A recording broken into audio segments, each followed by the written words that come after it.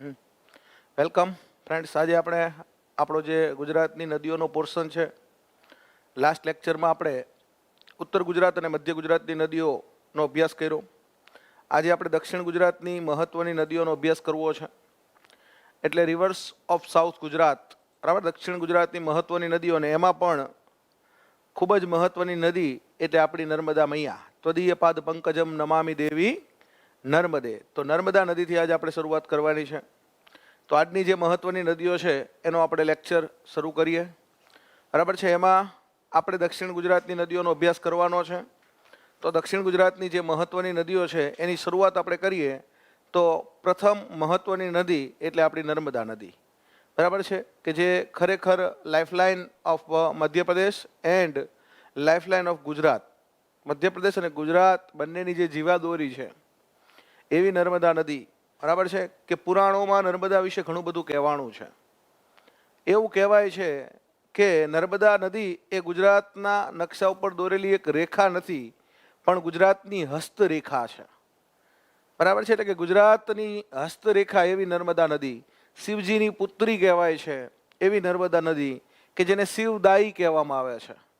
ભગવાન શિવજીના પરસેવામાંથી ઉત્પન્ન થયેલી નદી છે, પુરાણો પ્રસિદ્ધ નદી છે.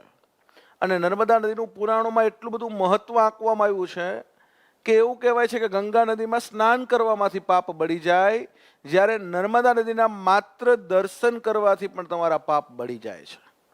આવી મહત્વની નદી કે જે નદીના દર્શન કરવાથી પણ પાપ બળી જાય છે, બરાબર. તો હવે આપણે આગળ વધીએ. નર્મદા નદી, બરાબર. ત્વદીય પાદ પંકજમ નમામિ દેવી નર્મદે. તો નર્મદા નદી ગુજરાતની નહીં પણ મધ્યપ્રદેશની લાઇફલાઇન છે. એટલે નર્મદા નદી જે રીતે ગુજરાતમાં આવે છે એના માટેનો જે રોડ મેપ છે એ આપણે પહેલાં જોઈ લઈએ. બેઝિક નર્મદા નદી વિશે કેવા ક્વેશ્ચન પૂછાય છે એ તમને માહિતી આપી દઉં, અને આપણે આખી નર્મદા નદી છે એ મેપની મદદથી જોઈ લઈએ. તો પહેલાં આપણે જે આપણી નર્મદા નદી છે, બરાબર, એની બેઝિક માહિતી તમને આપી દઉં.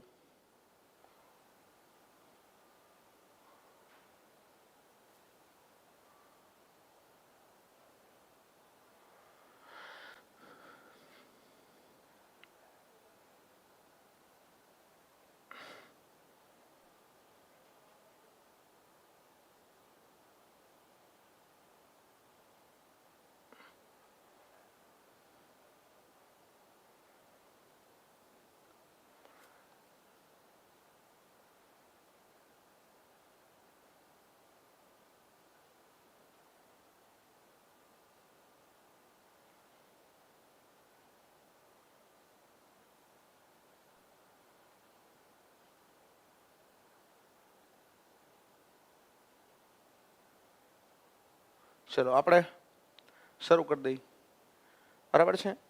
નર્મદા નદી વિશે આપણી જે કાંઈ વાતચીત છે એ શરૂ કરીએ. તો આપણી જે નદી છે એનું નામ છે નર્મદા, બરાબર. ભારતની સૌથી પ્રાચીન નદી કહેવામાં આવે છે. ગંગા નદી જે આપણી છે એ તો જે તે વખતે સ્વર્ગમાં હતી, અને સ્વર્ગમાંથી આપણે ગંગાને પૃથ્વીલોક પર લઈ આવ્યા. જ્યારે નર્મદા તો પુરાણના સમયથી, એટલે કે પુરાણોમાં આપણા જે પુરાણ છે, પુરાણોની અંદર સ્કંદ પુરાણ, વિષ્ણુ પુરાણ, વાયુ પુરાણ, એમાંનો ઉલ્લેખ છે. એટલે પુરાણ પ્રસિદ્ધ નદી છે. એટલે કે પૃથ્વીલોક પર જ આ નદી વર્ષોથી વહે છે. અને આ નદીને આપણે અલગ અલગ નામ આપેલા છે. આ નદી છે એને આપણે રેવા કહીએ છીએ, બરાબર. નીકળે છે ત્યારે રેવા તરીકે નીકળે છે. આ જ નદી મૈકલ પર્વતમાંથી નીકળે છે એટલે આપણે એને મૈકલ કન્યા કહીએ છીએ. ભગવાન શિવજીના પરસેવામાંથી નીકળી છે એટલે આપણે એને શિવદાયી કહીએ છીએ. મધ્યપ્રદેશમાં નર્મદા નદીને નર્બુદા કહે છે. તો નર્મદાને નર્બુદા પણ આપણે કહી શકીએ છીએ. આ જે નર્મદા નદી છે એને એક નામ આપવામાં આવ્યું છે સમોદભવા. સમોદભવા તરીકે પણ ઓળખીએ છીએ. આ નદી જે છે એ નદીને આપણે અમરકોશ કારે ના નામથી પણ ઓળખીએ છીએ. આવા વિવિધ નામથી ઓળખાતી આપણી નદી નર્મદા છે. નર્મદા નદી પુરાણ પ્રસિદ્ધ છે, અને મધ્યપ્રદેશ અને ગુજરાત મધ્યપ્રદેશ, મહારાષ્ટ્ર અને ગુજરાત 3 રાજ્યમાં થઈને વહે છે. બરાબર, મોટા ભાગનું એનું પોર્શન મધ્યપ્રદેશમાં છે. મોટા ભાગે મધ્યપ્રદેશની અંદર આખી નર્મદા નદી જે છે એ વહે છે. આખા મધ્યપ્રદેશને એ પશ્ચિમથી પૂર્વથી પશ્ચિમ છેદે છે. આખા મધ્યપ્રદેશને પૂર્વથી પશ્ચિમ છેદે મધ્યપ્રદેશની લાઈફ લાઈન છે. બરાબર છે, આખું જે મધ્યપ્રદેશ છે એની લાઈફ લાઈન કહેવાય છે. નર્મદા નદી વિશે બહુ બધા રિસર્ચકારોએ રિસર્ચ કર્યા છે.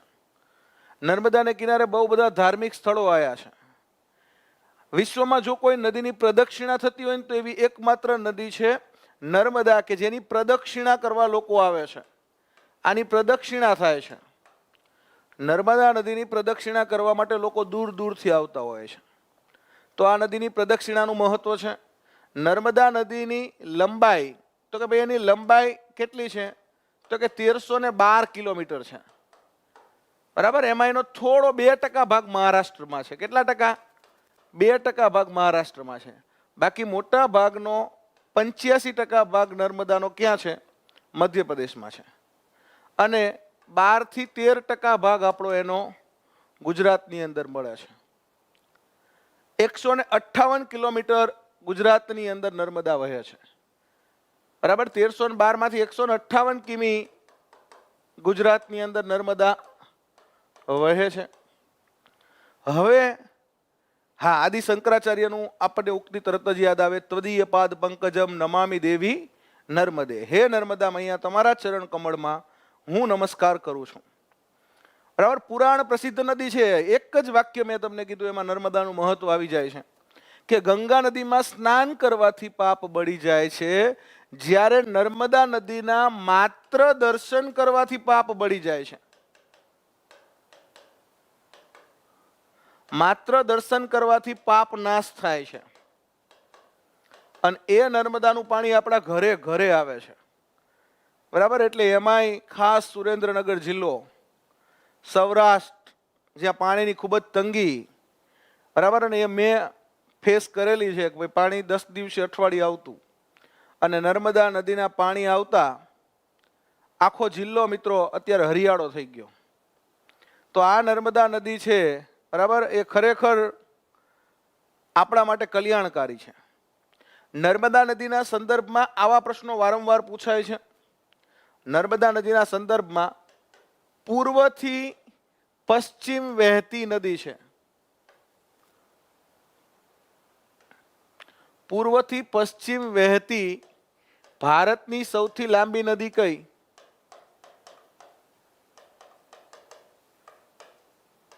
પૂર્વથી પશ્ચિમ વહેતી સૌથી લાંબી નદી છે. જો આ બધા નર્મદા નદી વિશે અગાઉ પૂછાઈ ગયેલા મહત્વના પ્રશ્નો છે.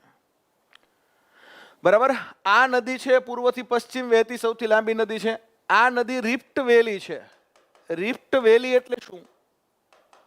તો કે ભાઈ બે વેલી વચ્ચે નદી જે વહેતી હોય એને રિફ્ટ વેલી કહેવાય. ગુજરાતીમાં એને ફાટ ખીણ કહેવાય. ફાટ ખીણ રહીને એ ક્યારે રચાય?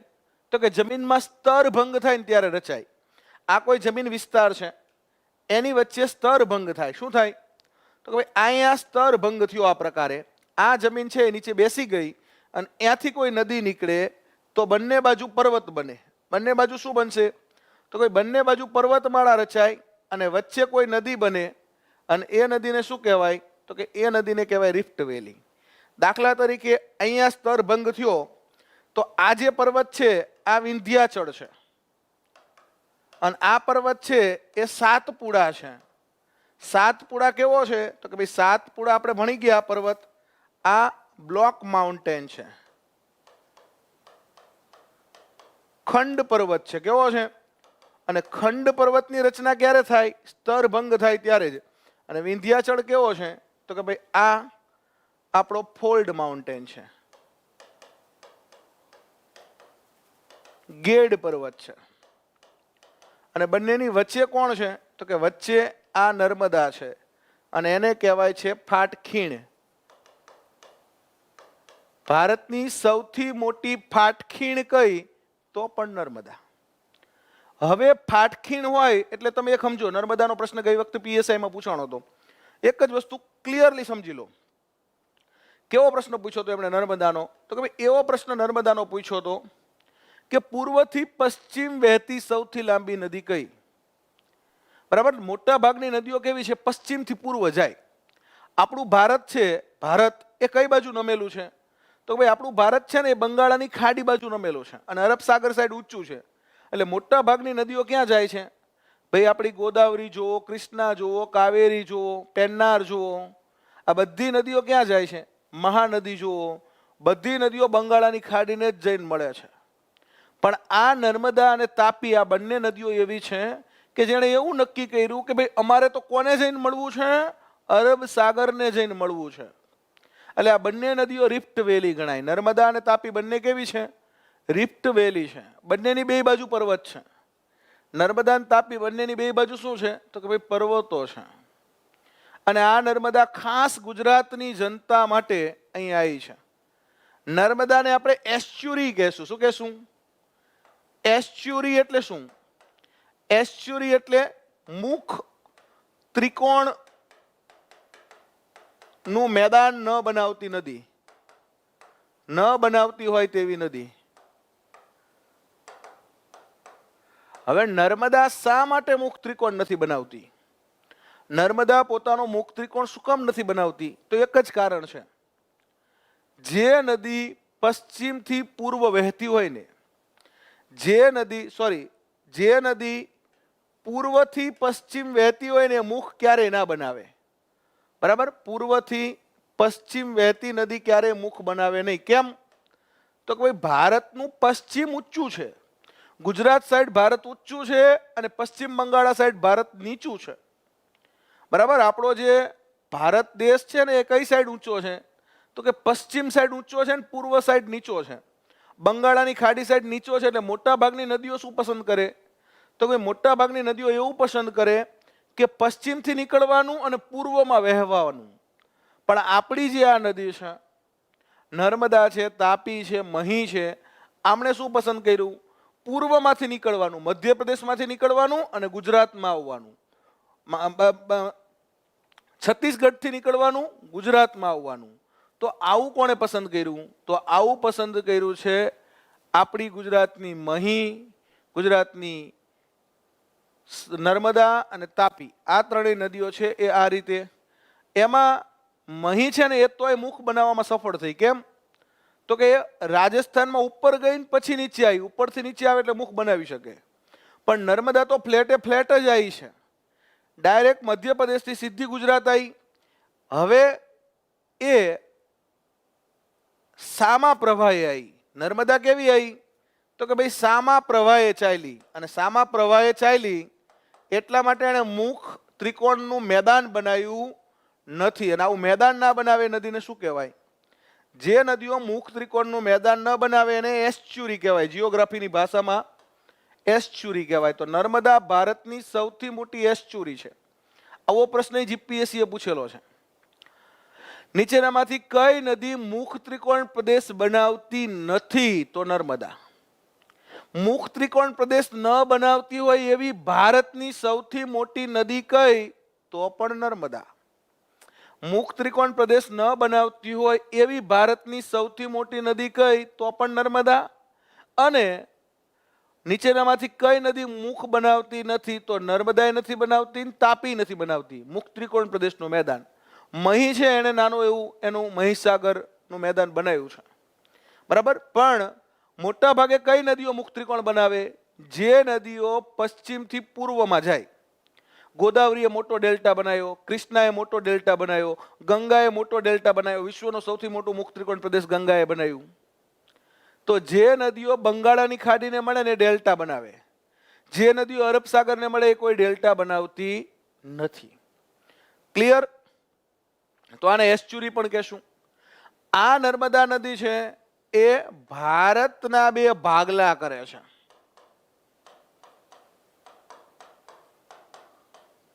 નર્મદાથી ઉપરનો જે ભાગ છે, આ નર્મદા નદીથી ઉપરનો ભાગ છે એને ઉત્તર ભારત કહેવાય, અને નર્મદા નદીથી નીચેનો ભાગ છે એને દક્ષિણ ભારત કહેવાય. દ્વીપકલ્પીય ભારત. દક્ષિણ ભારતને આપણે શું કહીએ છીએ? દ્વીપકલ્પીય ભારત. બરાબર, ત્યાં દ્વીપકલ્પની રચના થાય. દક્ષિણ ભારત કેવું છે? તો દક્ષિણ ભારત આ રીતનું છે, એક દ્વીપકલ્પ છે. શું છે દક્ષિણ ભારત? તો કે ભાઈ એક દ્વીપકલ્પ છે. દ્વીપકલ્પ એટલે ત્રણેય સાઈડ પાણી છે. જે વિસ્તારની ત્રણેય સાઈડ પાણી હોય એને દ્વીપકલ્પ કહેવાય. એટલે આપણું દક્ષિણ ભારત છે એ પેનાસ્યુલર પ્લેટુ છે. પેનાસ્યુલર પ્લેટુ એટલે દ્વીપકલ્પ, એને ઇંગ્લિશમાં પેનાસ્યુલર પ્લેટુ કહે છે. તો આપણું દક્ષિણ ભારત છે, અહીંયા નર્મદા નદી છે. હવે નર્મદાથી નીચેનું કહેવાય દક્ષિણ ભારત અને ઉપરનું કહેવાય ઉત્તર ભારત. તો આ રીતે આપણી નર્મદા નદી છે એ ભારતના બે ભાગલા કરતી નદી છે. જે રીતે વિંધ્યાચળ પર્વત છે એ ભારતના બે ભાગલા કરતો હતો, એ રીતે નર્મદા નદી ભારતના બે ભાગલા કરશે. આવી મહત્વની નદી છે આપણી નર્મદા. બહુ જ એક્ઝામમાં વારંવાર આમાંથી ક્વેશ્ચન પૂછાય છે, અને એમાંય ગુજરાત માટે તો ખૂબ જ મહત્વની નદી છે નર્મદા. તો આ નર્મદા નદી વિશે આપણે થોડી વાતો કરી. હવે જેમ જેમ આગળ ભણતા જશું એમ આના વિશે તમામ વાતો આપણે કરતા જશું. તો પહેલાં હું તમને આખી નદી મેપની અંદર સમજાવી દઉં. ગુજરાતમાં આવે છે ત્યારે આપણે ગુજરાતના મેપમાં લેશું, પણ ગુજરાતમાં આવે એ પહેલાં આ નદી. તો કે ભાઈ આ નદી ઓરિજિનલી કઈ રીતે આવે છે? મોટાભાગની બુકમાં માહિતી થોડી ખોટી હોય છે. ઓરિજિનલી આ નદી છે ને આ રીતે વહે છે. જો હું તમને સમજાવું એટલે આઈડિયા આવી જશે. તો ઓરિજિનલી આ જે નદી છે આપણી નર્મદા એ આ રીતે આવશે. અહીંયા આપણી પાસે છત્તીસગઢ છે. છત્તીસગઢ. અહીંયા આપણી પાસે મધ્યપ્રદેશ છે. બરાબર. હવે છત્તીસગઢ છે, અહીંયા મધ્યપ્રદેશ છે. અહીંથી આપણી આ નદી નીકળે છે. છત્તીસગઢમાંથી નીકળે ને એટલે આ નદીને કહેવાય છે રેવા. શું કહેવાય છે? રેવા. હવે અહીંયા રેવા જે નીકળે છે એ ક્યાંથી નીકળે છે? તો અહીંયા અમરકંટક પર્વત છે. કયો પર્વત છે? અમરકંટક. અને અહીંયા સરોવર છે અમરકંટક. આ અમરકંટક છે પર્વત છે એ મધ્યપ્રદેશમાં છે. અહીંયા બોર્ડર છે બંનેની. જો અહીંયા બંનેની બોર્ડર છે, મધ્યપ્રદેશ અને છત્તીસગઢની. આ રીતે અહીંયા છત્તીસગઢ અલગ થાય છે. હવે આ પર્વત છે ને એ મધ્યપ્રદેશમાં છે, અને સરોવર છે ને એ છત્તીસગઢના બિલાસપુર જિલ્લામાં છે. અહીંયા કયો જિલ્લો છે? આ સરોવર છે ત્યાં બિલાસપુર. બિલાસપુર જિલ્લો છે છત્તીસગઢ. ત્યાંથી આ નદી નીકળી રેવા તરીકે. અમરકંટક સરોવર છે. આ અમરકંટક છે ને એ બાયોસ્ફિયર રિઝર્વ છે. અમરકંટક છે ને એ આખી બહુ મોટી ધાર્મિક જગ્યા છે. અચના કમર, ત્યાંના લોકો શું કહે છે? આને અચના કમર કહે છે. ભારતનું એક બાયોસ્ફિયર રિઝર્વ છે, જૈવ આરક્ષિત ક્ષેત્ર છે. અમરકંટક નેશનલ પાર્ક છે ત્યાં. એટલે અમરકંટક બહુ ફેમસ જગ્યા છે. મધ્યપ્રદેશ અને છત્તીસગઢની બોર્ડર ઉપર આ અમરકંટક પર્વત છે. અને આ અમરકંટક પર્વત છે ને એ વિંધ્ય પર્વતમાળાનું ઊંચું શિખર છે. કઈ પર્વતમાળા છે અહીંયા? તો અહીંયા વિંધ્યાચળ છે. બરાબર. આ વિંધ્યાચળ પર્વતમાળા જે આવે છે એનું એક શિખર છે. આ વિંધ્યાચળ આ રીતે આગળ આવશે. અહીંયા તો કે નીચે અહીંયા એક પર્વતમાળા છે. આ પર્વતમાળાનું નામ શું છે તમારે મને કમેન્ટ કરવાનું છે. અહીંયા નીચે પર્વતમાળા છે. આ પર્વતમાળા જે છે એની અંદર અહીંયા એક રેન્જ છે. આ રેન્જનું નામ શું છે? તો કે ભાઈ આ રેન્જનું નામ તમારે મને કમેન્ટ કરવાનું છે.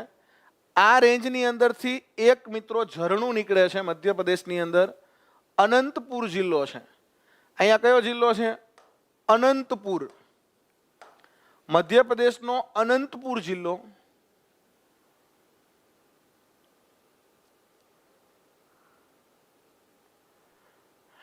જીતેન્દ્રસિંહ, ભારતની ભૂગોળમાં અરવલ્લી, વિંધ્યાચળ, સહ્યાદ્રી પર્વતમાળા બાકી છે ને ભણાવવાની. ના, એ લઈ લીધી છે જીતેન્દ્રસિંહ. બરાબર. આપણે એક લેક્ચર છે તમારે આપણે જ્ઞાન યજ્ઞમાં જે લીધો હતો ને એમાં મૂકેલી છે. બરાબર. હા, અરવલ્લી, વિંધ્યાચળ, સહ્યાદ્રી પર્વતમાળા આપણે મૂકેલી જ છે. Very good. આ સાતપુડાની અંદર કઈ પર્વતમાળા છે? સાતપુડામાં કયો પર્વત છે? આ તો કે સાતપુડાની અંદર આ મૈકલ રેન્જ છે. કઈ રેન્જ છે? મૈકલ પર્વતમાળા છે. આ મૈકલ પર્વત જે છે ને, મૈકલ પર્વત, આ પર્વતમાંથી નર્મદા નામનું ઝરણું નીકળે છે. ઓરિજિનલી આ નદી રેવા હતી. કઈ હતી? અહીંથી નીકળી રેવા. હવે રેવા અને આ નર્મદાનું ઝરણું આ નર્મદા છે ને એ કઈ રીતે ઉદ્ભવી? તો કે ભગવાન શંકર છે ને એ કૈલાસ પર્વત ઉપરથી એકવાર અહીંયા મૈકલ પર્વત ઉપર આવીને બેસે છે. ભગવાન શિવજી કૈલાસ પર્વત પરથી મૈકલ પર્વત પર આવીને બેસે છે. આ મૈકલ પર્વત ઉપર આવીને ભગવાન બેસે છે ત્યારે એમના પરસેવામાંથી એક ઝરણું ઉદ્ભવે છે. ભગવાન શિવજીના પરસેવામાંથી એક ઝરણું ઉદ્ભવે છે. એટલા માટે આપણે નર્મદા નદીને શિવદાયી કહી છીએ. શિવદાયી, શિવજીની પુત્રી છે. આ નર્મદા કોની પુત્રી છે? શિવજીની પુત્રી છે. તાપી કોની પુત્રી છે? તો તાપી સૂર્ય ભગવાનની પુત્રી છે. તાપીને આપણે સૂર્યપુત્રી કહી છીએ, જ્યારે નર્મદાને આપણે શિવપુત્રી કહી છીએ. નર્મદા કોની પુત્રી છે? તો શિવપુત્રી છે. કેમ? તો કે ભાઈ ભગવાન શિવજીના પરસેવામાંથી આ નર્મદા નામનું ઝરણું નીકળ્યું. આ ઝરણું અહીંયા મિત્રો કયા સ્થળે, આ ઝરણું કયા સ્થળે? રેવા નામની નદીને મળ્યું. આ સ્થળ ખૂબ જ મહત્વનું છે. આ સ્થળનું નામ તમારે મને કમેન્ટ કરવાનું છે. કયા સ્થળે નર્મદા નામનું ઝરણું અને રેવા નદી બંને મળ્યા? રેવા નદી ક્યાંથી આવી? છત્તીસગઢના બિલાસપુર જિલ્લામાંથી આવી રેવા. અને અનંતપુર જિલ્લો મધ્યપ્રદેશમાંથી કઈ નદી આવી? તો કે નર્મદા આવી. બંને ક્યાં મળ્યા? બંનેને સંગમ માટેનું સ્થળ છે. બરાબર, એનું નામ શું છે તમારે મને કમેન્ટ કરવાનું છે. હવે ત્યાંથી આપણે આગળ વધવું છે. આ કમેન્ટ તમે મને કરજો. હવે આપણે ત્યાંથી આગળ વધીએ. તો હવે અહીંથી આગળ વધી છીએ, એ જે નદી છે એને આપણે કહીએ છીએ નર્મદા. હવે અહીંથી નદી આપણી આગળ વધશે. આ નદી છે આપણી નર્મદા. હવે કયો જિલ્લો આવશે? તો અહીંયા મધ્યપ્રદેશનો જબલપુર જિલ્લો આવશે. જબલપુર મધ્યપ્રદેશનો. હા, માંડલા. વેરી ગુડ, પંડ્યા વિજયની કોમેન્ટ આવી. આ સ્થળને આપણે માંડલા કહીએ છીએ. શું કહીએ છીએ? માંડલા. તો આ સ્થળ કયું છે? તો આ સ્થળ છે માંડલા. અને ત્યાં મોખડી ઘાટ છે. કયો ઘાટ છે? આ બંને ભેગા થાય ત્યાં. તો આ નર્મદા અને રેવા મળે ને ત્યાં ઘાટનું નામ છે મોખડી ઘાટ. મોખડી ઘાટ. આ મોખડી ઘાટ ખાતે માંડલા નામના સ્થળે બંને શિવપુત્રી નવું જાણવા મળ્યું. કોઈ બુકમાં નથી. આખી આની સ્ટોરી છે નર્મદાની. નર્મદા રહીને એ જે તે વખતે સજીવન સ્વરૂપ હોય છે. બરાબર. અને નર્મદા નદી છે એ શિવજીની પુત્રી તરીકે આખા મધ્યપ્રદેશમાં પૂજાય છે. અને ભગવાન શિવજીના આશીર્વાદ એણે છે કે ભાઈ નર્મદાનું નામ પુરાણો સુધી પ્રસિદ્ધ રહેશે. એક સમયે ગંગા મૈયા ખૂબ જ પ્રદૂષિત થઈ ગયા. કોણ? ગંગા મૈયા. બરાબર. આપણે એમ કહીએ ગંગા એટલે ગંગા. બરાબર, આપણે ગંગા ભણી ગયા આગળ એક લેક્ચરમાં કે ભાઈ ગંગાનું પાણી એન્ટીબેક્ટેરિયલ છે, હિમાલયના પર્વતોમાંથી આવે છે. બરાબર. અને ગંગા જળ પીવડાવવામાં આવે છે. પણ ગંગા એકવાર પ્રદૂષિત થઈ જાય ત્યારે ગંગા રહી એ શિવજીને મળવા ગઈ. ગંગા મૈયાએ શિવજીને જઈને પૂછ્યું કે ભાઈ મારે હવે બહુ પ્રદૂષિત થઈ ગઈ છું તો મારે શું કરવું? અને ત્યારે ભગવાન શિવે કીધું કે ભાઈ ત્યાં પૃથ્વી લોક ઉપર નર્મદા મારી પુત્રી વહે છે અને એમાં જઈને તમે સ્નાન કરો ને એટલે તમે પવિત્ર થઈ જશો. એટલે ગંગાને પવિત્ર કરે એવી નદી આપણી નર્મદા છે. બરાબર. બહુ બધું તમને નવું જાણવા મળશે નર્મદા નદી વિશે. બરાબર છે. નર્મદા નદી આપણે આગળ વધારીએ. હવે આ નદી ઓરિજિનલી રેવા તરીકે નીકળે છે એટલે એનું એક નામ રેવા છે. મૈકલ પર્વતમાંથી નીકળે છે એટલે એને મૈકલ કન્યા કહે છે. આ મૈકલ પર્વતમાંથી નીકળી એટલે શું કહે છે? મૈકલ કન્યા. તો એક નર્મદાનું નામ મૈકલ કન્યા છે. મૈકલ પર્વત છે સાતપુડાનો ભાગ છે. કોનો ભાગ છે? મૈકલ, મહાદેવ, ગાવિલગઢ, આ બધા સાતપુડાની અલગ અલગ રેન્જ છે. તો સાતપુડા પર્વતની એક રેન્જ છે મૈકલ. અનંતપુર જિલ્લો મધ્યપ્રદેશ, ત્યાંથી આ નર્મદા નીકળી ઓરિજિનલ. હવે આ રેવા છે એ જ હવે શું કહેવાશે? નર્મદા. બંને માંડલા ખાતે મળી. આ નદીનું ઉદ્ગમ સ્થાન તમને પૂછે તો સરકારી જવાબ અત્યારે મધ્યપ્રદેશ. શું સાચો પાડવાનો? નર્મદા મધ્યપ્રદેશમાંથી નીકળે છે, જ્યારે રેવા છે ને છત્તીસગઢમાંથી નીકળે છે. ઓરિજિનલ રેવા ક્યાંથી નીકળે છે? તો રેવા છત્તીસગઢમાંથી નીકળે છે. અને આ રેવા અને આ નર્મદા બંને ક્યાં મળે છે? તો માંડલા ખાતે મળે છે, મોખડી ઘાટ ખાતે. ત્યાંથી આગળ જાય એટલે મધ્યપ્રદેશના જબલપુર જિલ્લામાં જાય છે. અને આ જબલપુર જિલ્લામાં આ નર્મદા નદીએ મોટા મોટા ધોધ બનાવ્યા છે.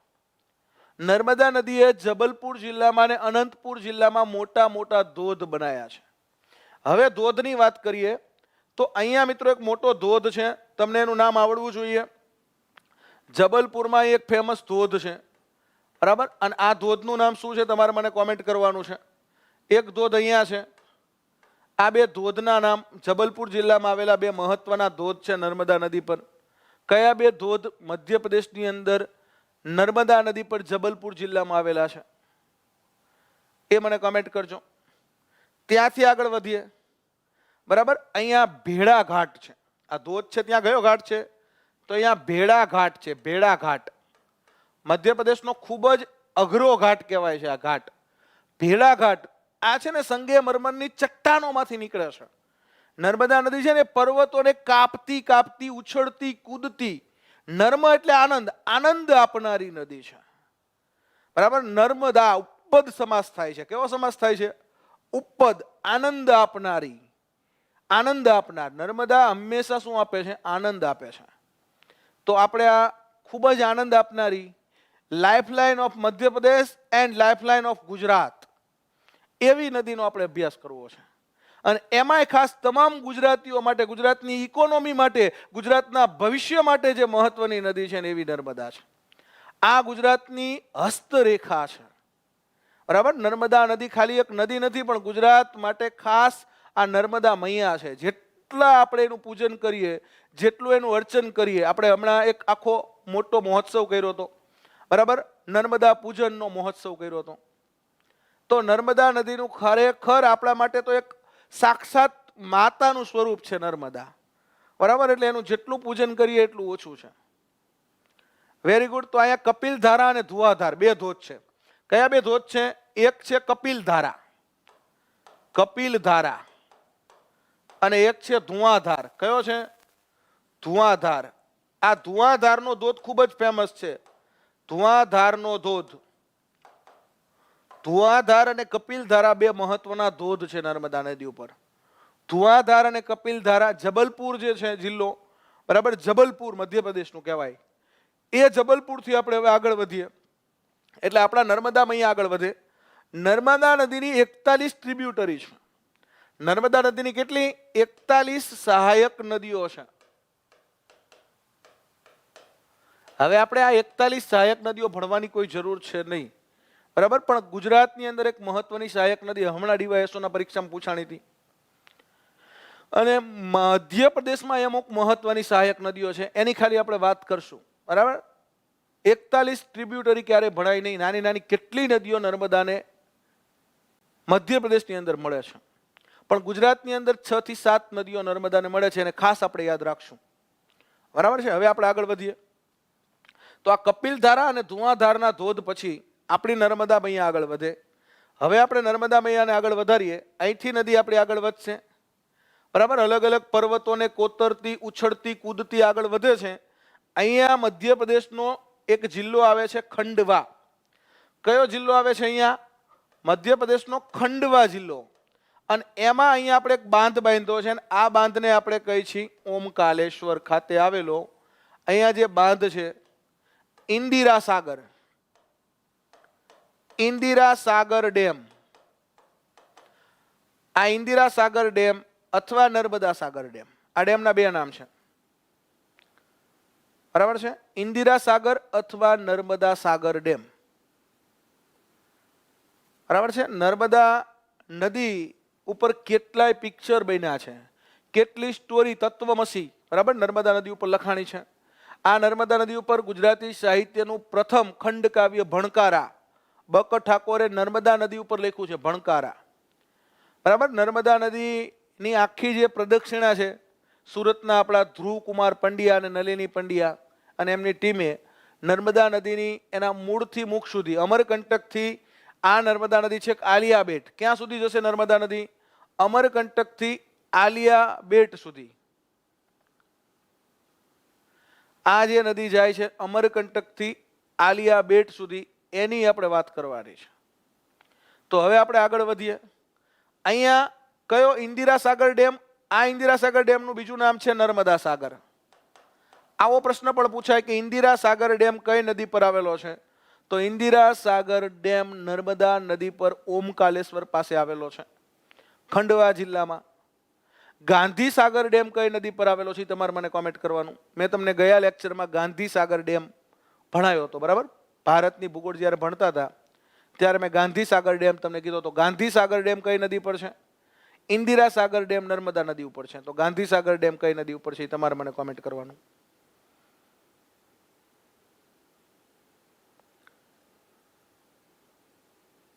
ઇન્દિરા ગાંધી ફ્રોમ કાઈ મેડિસન પાર્ટી.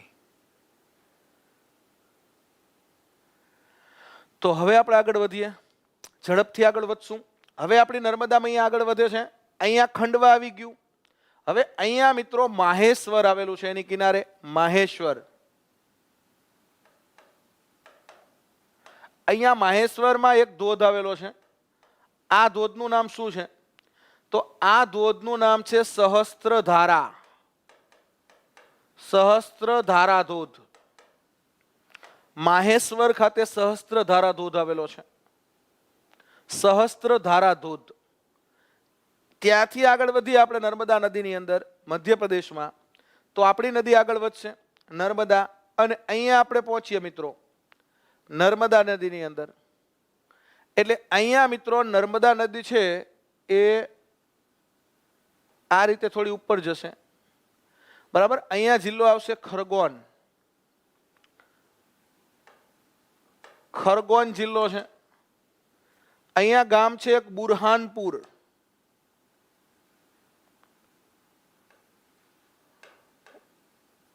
બુરહાનપુર, બરાબર? નર્મદા છે ને સર્પાકાર વહે છે. કેવી વહે છે? સર્પની જેમ.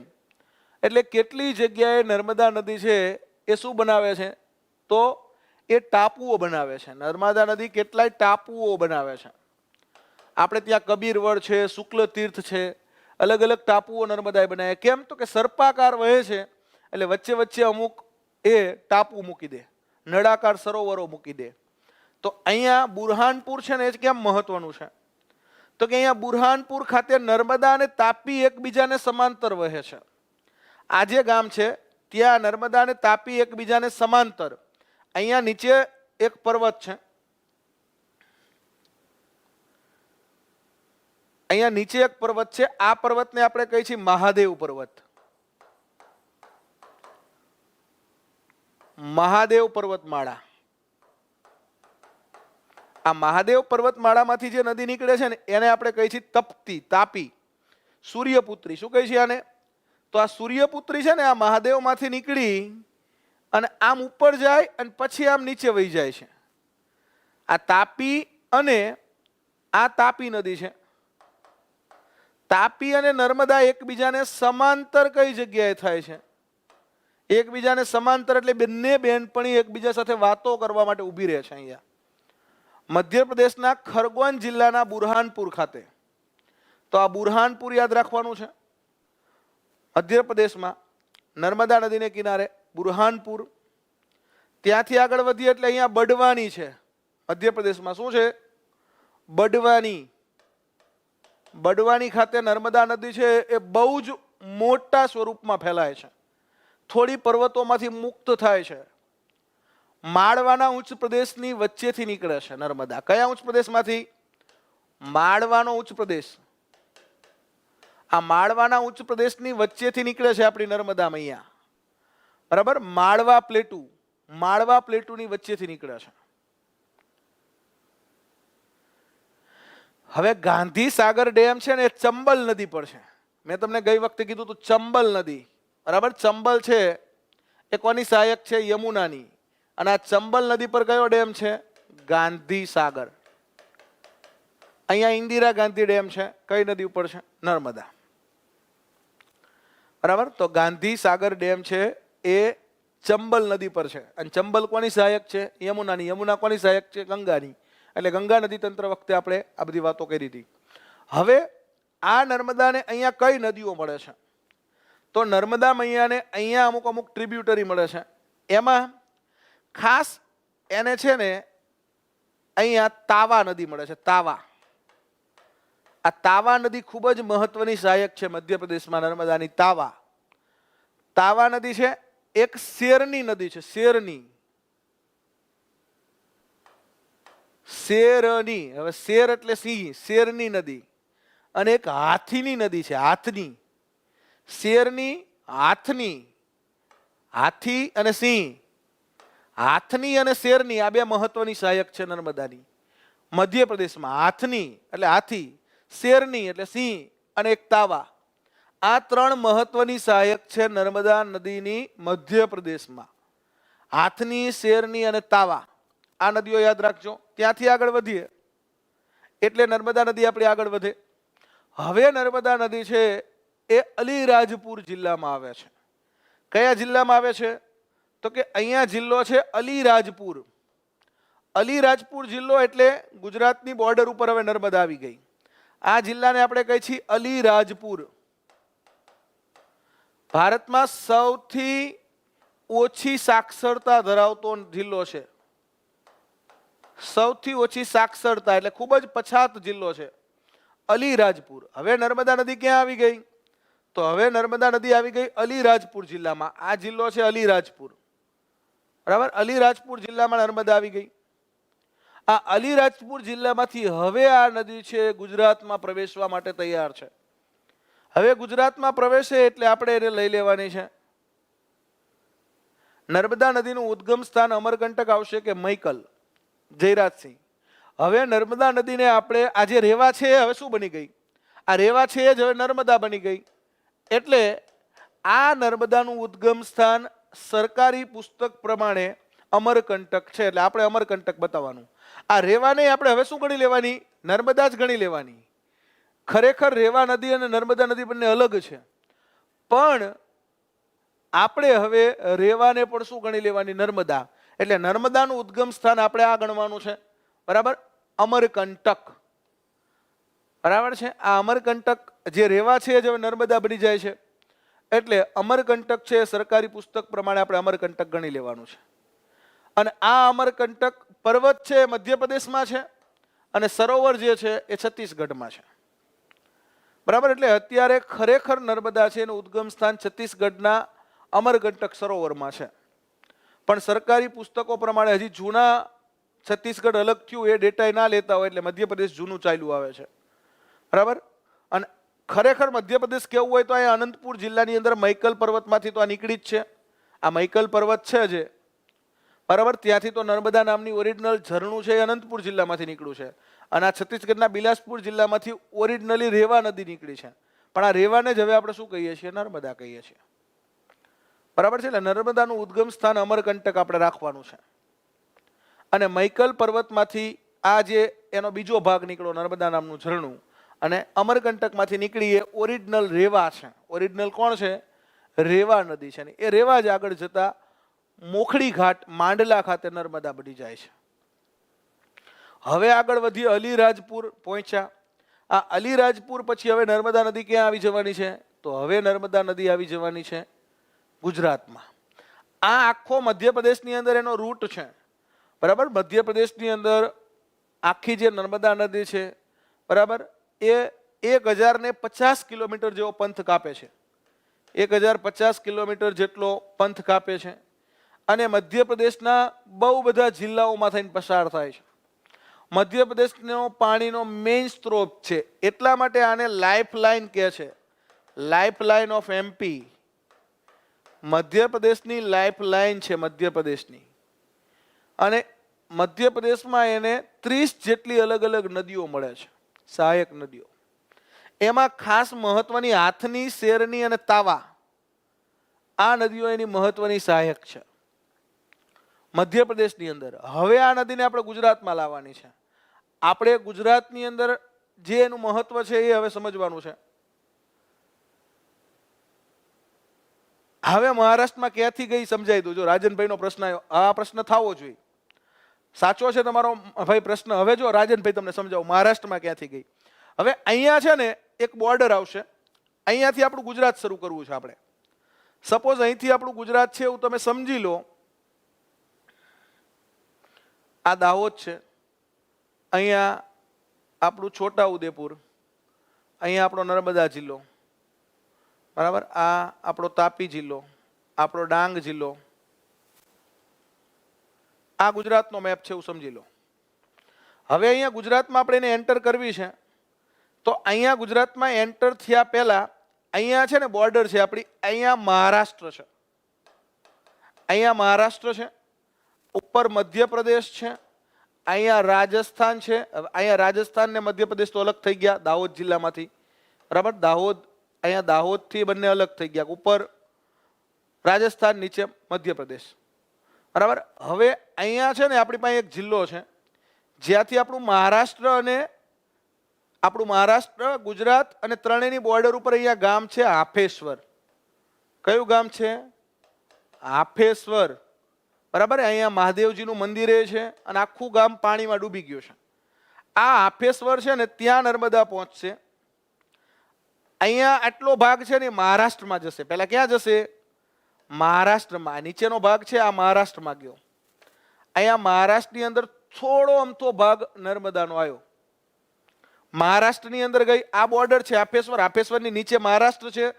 આ હાફેશ્વર છે એની આપણે પશ્ચિમે ગુજરાત છે, અહીંયા ગુજરાત છે અને અહીંયા મધ્યપ્રદેશ છે. ત્રણ બોર્ડર છે. છોટા ઉદેપુર જિલ્લો છે, ક્વાંટ તાલુકો છે. છોટા ઉદેપુર જિલ્લાનો કયો તાલુકો છે? તો અહીંયા ક્વાંટ તાલુકો છે, ક્વાંટ. અને ગામ કયું છે? હાફેશ્વર. છોટા ઉદેપુર જિલ્લાના ક્વાંટ તાલુકાના હાફેશ્વર ગામથી આ નર્મદા નદી ગુજરાતમાં આવે છે. અને અહીંયા ત્રણ રાજ્યની બોર્ડર છે. આ જે હાફેશ્વર છે એ ત્રણ રાજ્યની બોર્ડર પર છે. ગુજરાત, મહારાષ્ટ્ર અને મધ્યપ્રદેશ, ત્રણેય રાજ્યની બોર્ડર ઉપરથી હવે આટલો ભાગ એનો મહારાષ્ટ્રમાં આવ્યો. આટલો ભાગ છે 2% ભાગ. કેટલો નર્મદાનો? 2% ભાગ મહારાષ્ટ્રમાં જાય છે, બરાબર છે. રાજનભાઈ સમજાઈ ગયો હશે તમને મહારાષ્ટ્રમાં કેટલા ટકા ભાગ ગયો? તો અહીંથી આ 2% ભાગ મહારાષ્ટ્રમાં ગયો. 2%. નર્મદા નદીનો 2% ભાગ મહારાષ્ટ્રમાં ગયો. ત્યાંથી પાછી નર્મદા ઉપર આવી ગઈ મહારાષ્ટ્રના ખાનદેશમાં. ક્યાં ગયો? મહારાષ્ટ્રની અંદર જે ખાનદેશ કહેવાય છે, બરાબર, જે આપણા ભરવાડ કોમના લોકો ઘણીવાર ઘેટા બકરા લઈને જતા હોય છે, એવો ખાનદેશ મહારાષ્ટ્રનો, અહીંયા એનો થોડો ભાગ ગયો. ત્યાંથી આ નદી વરી પાછી તો કે ભાઈ આપણી બોર્ડર ઉપર આવી હાફેશ્વર. અને આ હાફેશ્વરથી આ નર્મદા નદી છે એ હવે આવી ગઈ છે ગુજરાતમાં. હવે આપણા નર્મદા મૈયા ગુજરાતમાં આવ્યા અને આ રીતે આગળ વધ્યા. તો હવે આપણે નર્મદાને ગુજરાતના મેપમાં આગળ ભણવાની છે. એમપી માંથી જ આવે. જો મહારાષ્ટ્રમાંથી જઈને અહીંયા વળી પાછો એમપી નો ભાગ છે, બરાબર. એટલે ચોક્કસ શું કહી શકાય? એમપી માંથી આવે. પણ મહારાષ્ટ્ર નીચે છે, અહીંયા એમપી છે અને અહીંયા ગુજરાત છે. તો અહીંયા અંદર આવે ને ત્યારે અલીરાજપુર જિલ્લો છે મધ્યપ્રદેશનો. અંદર આવે ને ત્યારે અલીરાજપુર જિલ્લામાંથી આવે છે. અહીંયા મહારાષ્ટ્રનો નંદુરબાર જિલ્લો છે. કયો જિલ્લો છે? નંદુરબાર. અહીંયા નંદુરબાર છે નીચે, અહીંયા અલીરાજપુર છે, અહીંયા છોટા ઉદેપુર છે. ત્રણેય જિલ્લાની બોર્ડર છે એ હાફેશ્વર છે. ત્રણેયનો થોડો થોડો ભાગ ત્યાં અડે છે, બરાબર. એટલે આપણે કહેવાનું એમપી માંથી જ આવે ને. એમપીના કયા જિલ્લામાંથી આવે? અલીરાજપુર જિલ્લામાંથી આપણે ત્યાં આવે. આપણા કયા જિલ્લામાં આવે? છોટા ઉદેપુર. અને એ પહેલા કયા જિલ્લામાં ગઈ હતી? તો એ પહેલા ગઈ હતી મહારાષ્ટ્રના નંદુરબારમાં. હવે ક્લિયર ભાઈ? રાજનભાઈ કામાણી રાજન, હવે ક્લિયર ને આ? તો હવે આપણે નર્મદાને ગુજરાતમાં લઈ આવી, બરાબર. તો હવે આપણે આપણી નર્મદા મૈયા ગુજરાતમાં આવે છે. હવે નર્મદા મૈયા અહીંથી ગુજરાતમાં આવી ગયા. આપણે ગુજરાતના મેપમાં એનો સ્ટડી કરીએ તો નર્મદા મૈયા ગુજરાતમાં આવી ગયા છે અને આપણે એનું હાર્દિક સ્વાગત કરીએ છીએ. આ નર્મદા મૈયા અહીંથી ગુજરાતમાં આવ્યા, બરાબર, આ રીતે હાફેશ્વરથી. હવે આ ગુજરાતમાં આવી અને તરત જ તે કયા જિલ્લામાં વયા જાય છે? નર્મદા જિલ્લામાં. ગુજરાતમાં આવ્યા ક્યાંથી? તો નર્મદા મૈયા ગુજરાતમાં આવ્યા છોટા ઉદેપુર જિલ્લાનું હાફેશ્વર. ગુજરાતમાં ક્યાંથી આવ્યા? હાફેશ્વરથી આવ્યા. અહીંયા અલીરાજપુર જિલ્લો છે, અહીંયા મહારાષ્ટ્રનો નંદુરબાર જિલ્લો છે અને અહીંયા આપણો છોટા ઉદેપુર જિલ્લો છે અને ક્વાંટ તાલુકો છે. હાફેશ્વર કયા તાલુકામાં આવેલું છે? છોટા ઉદેપુર જિલ્લાના ક્વાંટ. આ ક્વાંટ ખાતે દર વખતે સોમવારી ભરાય. આ ક્વાંટ આજુબાજુનો જે વિસ્તાર છે ને એ આખો નર્મદાની અંદર ડૂબેલો વિસ્તાર છે. એટલે હોડકા લઈને આ લોકો ખરીદી કરવા આવે. ક્વાંટની અંદર જે હાટ ભરાય છે, ક્વાંટની અંદર અઠવાડિયામાં એક દિવસે સોમવારે લોકો ખરીદી કરવા આવે. પોતાની હોડી લઈ લઈને જે માલ સામાન એમને જોતો હોય એની ખરીદી કરવા આવે. અહીંયા ક્વાંટ તાલુકામાં રવિવારે શાળા ચાલુ હોય, સોમવારે બંધ રાખે. કેમ? તો કે ત્યાંના લોકો સોમવારે ખરીદી કરવા જાય, સોમવારે રજા રાખે એ લોકો, રવિવાર ચાલુ રાખે. કારણ કે આખો આજુબાજુનો વિસ્તાર છે નર્મદાની અંદર આપણે આગળ ડેમ બનાવ્યો એટલે આ બધો વિસ્તાર પાણીના ડૂબમાં આવી ગયો છે.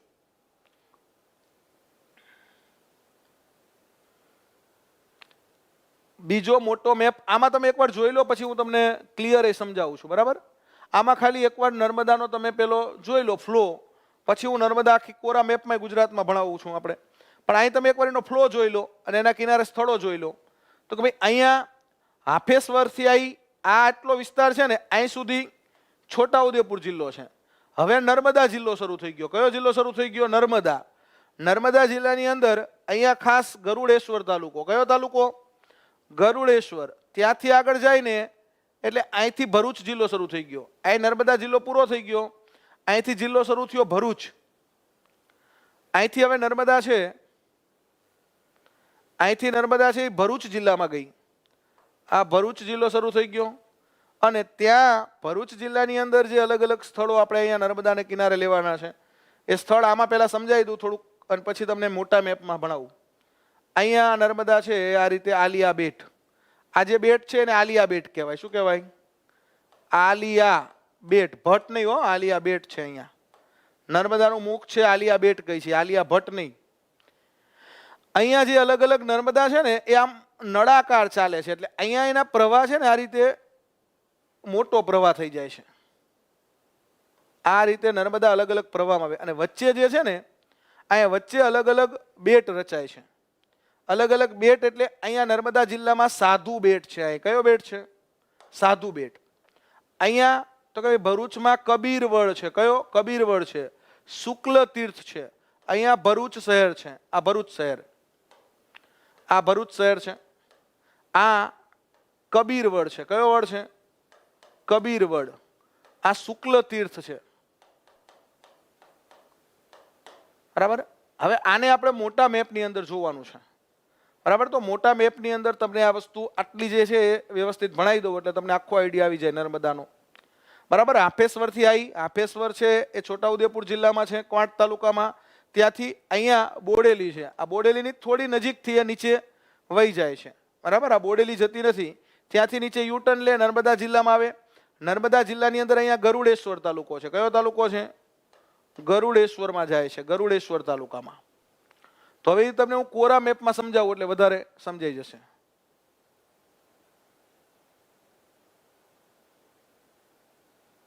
તો આ જે છે એ આપણો આ ક્વાંટ તાલુકો છે ને એની અંદર 3 ડુંગર આવેલા છે. આંબા ડુંગર, ડુંગર ગામ અને નૈતી ટેકરી. આ ત્રણેય શેના માટે ફેમસ છે? તો કે આ ત્રણેય ફ્લોરસ્પાર માટે ફેમસ છે. શેના માટે ફેમસ છે? ફ્લોરસ્પાર એશિયામાં સૌથી વધારે અહીંયાથી પડે છે. આપણા છોટાઉદેપુર જિલ્લાના ક્વાંટ તાલુકાના આંબા ડુંગર, ડુંગર ગામ ને નૈતી ટેકરી. અને આખો ક્વાંટનો જે વિસ્તાર છે એ એવો આદિવાસી વિસ્તાર છે. અને અહીંયા મિત્રો નર્મદા નદી ઉપર અહીંયા આપણે ડેમ બનાવ્યો. બરાબર? હવે અહીંયા આપણે મોટો ડેમ બનાવીએ એટલે શું થાય? તો કે ભાઈ અહીંયા ઉપર પર્વત છે. ઉપર કયા પર્વત છે? તો કે ભાઈ ઉપર અહીંયા પર્વત છે વિંધ્યાચળ. બરાબર? અહીંયા વિંધ્યાચળ પર્વતો તો છે જ. બરાબર? વિંધ્યાચળના પર્વતો છે. બરાબર? તો અહીંયા આપણે વિંધ્યાચળના આંબા ડુંગર, ડુંગર ગામ, નૈતી ટેકરી પર્વતો ચાલ્યા આવે છે. અહીંયા સાતપુડાની રેન્જ છે.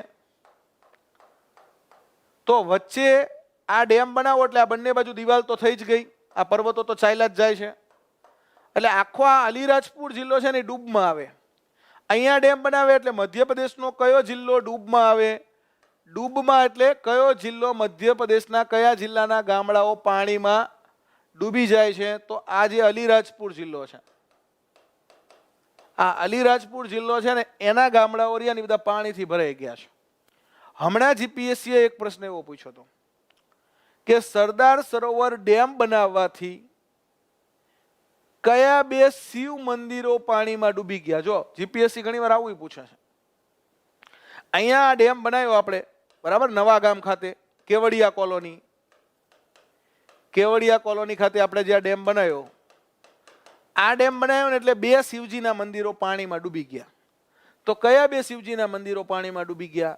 તો એક અહીંયા શિવજીનું મંદિર હતું સુરપાણેશ્વર, સુરપાણેશ્વર મહાદેવ,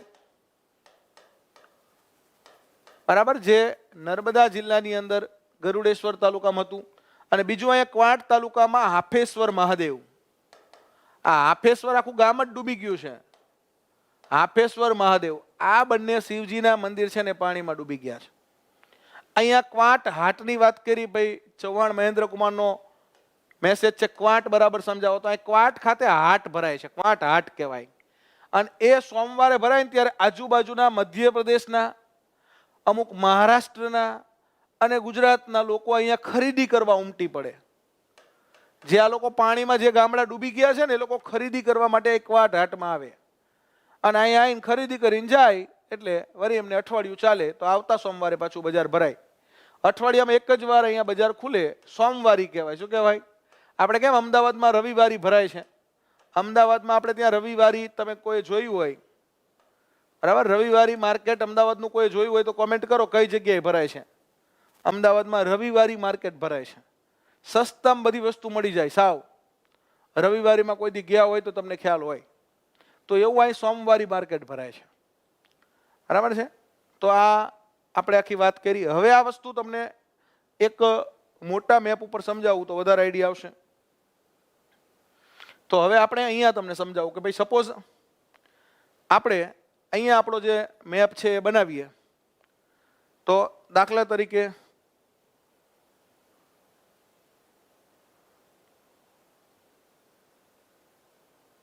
આપણો જે આ ભાગ છે,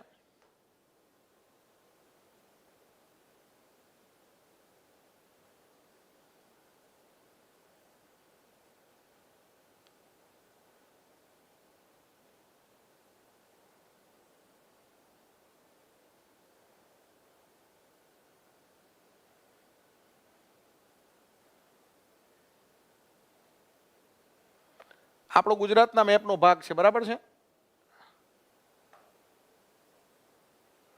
હવે આ આપણે ત્યાં નર્મદા નદી આની અંદર આપણે જોઈએ તો તમને એક્ઝેક્ટલી ક્લિયર થઈ જશે. તો આ રીતે આપણી નદી અહીંથી આવી, અહીંયા હાપેશ્વરથી આવી, બરાબર. હવે આગળ કયા કયા સ્થળ આવે છે એ તમને વધારે ક્લિયર થઈ જશે. રાજકોટમાં બુધવારી ભરાય છે, Aji Dam, Ellis Bridge, very good, બરાબર. લાલ દરવાજા પાસે એલિસ બ્રિજ નીચે આ રવિવારી માર્કેટ ભરાય છે. મિત્તલબેનનો જવાબ સાચો છે. લાલ દરવાજા પાસે આ બાજુ તમે આવો, લાલ દરવાજો છે, એક બાજુ એલિસ બ્રિજ છે, લકડીયો પુલ કહેવાય, અને એક બાજુ નહેરુ બ્રિજ છે, બંનેની વચ્ચે લાલ દરવાજા છે, બરાબર. લાલ દરવાજા જે છે એ આપણો જે ભદ્રનો કિલ્લો છે ને એનો એક ગેટ છે જેને આપણે લાલ દરવાજા, રેડ ગેટ કહે છે. શું કહે છે? રેડ ગેટ, લાલ દરવાજો. એ ભદ્રના કિલ્લાનો એક દરવાજો છે. અમદાવાદની સ્થાપના સમયે સૌ પ્રથમ ભદ્રનો કિલ્લો બનાવવામાં આવે છે અને ભદ્રના કિલ્લાનો દરવાજો છે લાલ દરવાજો. બે બ્રિજની વચ્ચે છે, એલિસ બ્રિજ ને નહેરુ બ્રિજ. ને એલિસ બ્રિજ જે છે એની નીચે આ રવિવારી માર્કેટ ભરાતું, બરાબર. રાજકોટમાં બુધવારી ભરાય છે, આજી ડેમ, એટલે આવી રીતે અહીંયા સોમવારી માર્કેટ ભરાય છે. હવે આ ક્લિયર થઈ ગયો હશે તમને. અહીંયા હાફેશ્વર છે, અહીંયા અલીરાજપુર જિલ્લો છે મધ્યપ્રદેશનો. કયો? અલીરાજપુર. હવે આ પાણી ડૂબમાં એટલા માટે જાય કે ભાઈ અહીંથી નર્મદા મૈયા હવે આગળ વધે એટલે અહીંયા ગુજરાતની અંદર નર્મદા મૈયા આવે એના ઉપર તો કે આ રીતે આવીને તરત જ તે નર્મદા જિલ્લામાં વયા જાય છે. છોટાઉદેપુર જિલ્લામાં થોડો ભાગ છે અહીંયા, છોટાઉદેપુર જિલ્લામાં. પછી કયો જિલ્લો છે તો કે અહીંયા નર્મદા જિલ્લામાં નર્મદા મૈયા જાય છે. આ નર્મદા જિલ્લાની અંદર નર્મદા મૈયા આગળ જઈ અને પછી ભરૂચ જિલ્લામાં જાય. તો આ જે છે એ આપણે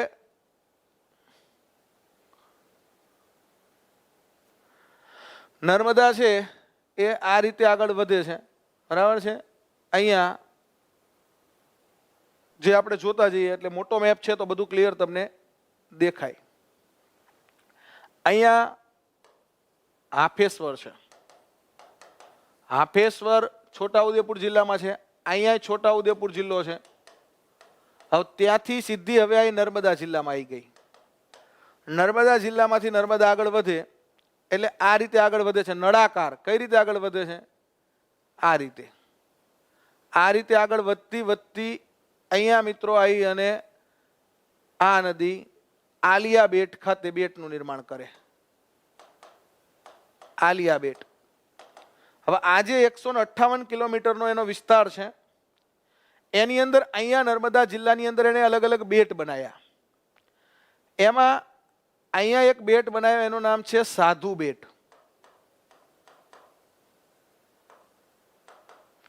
અહીંયા નર્મદા નદી ઉપર આપણે ડેમ બનાવ્યો. આ ડેમ છે, આ ડેમનું નામ છે સરદાર સરોવર ડેમ.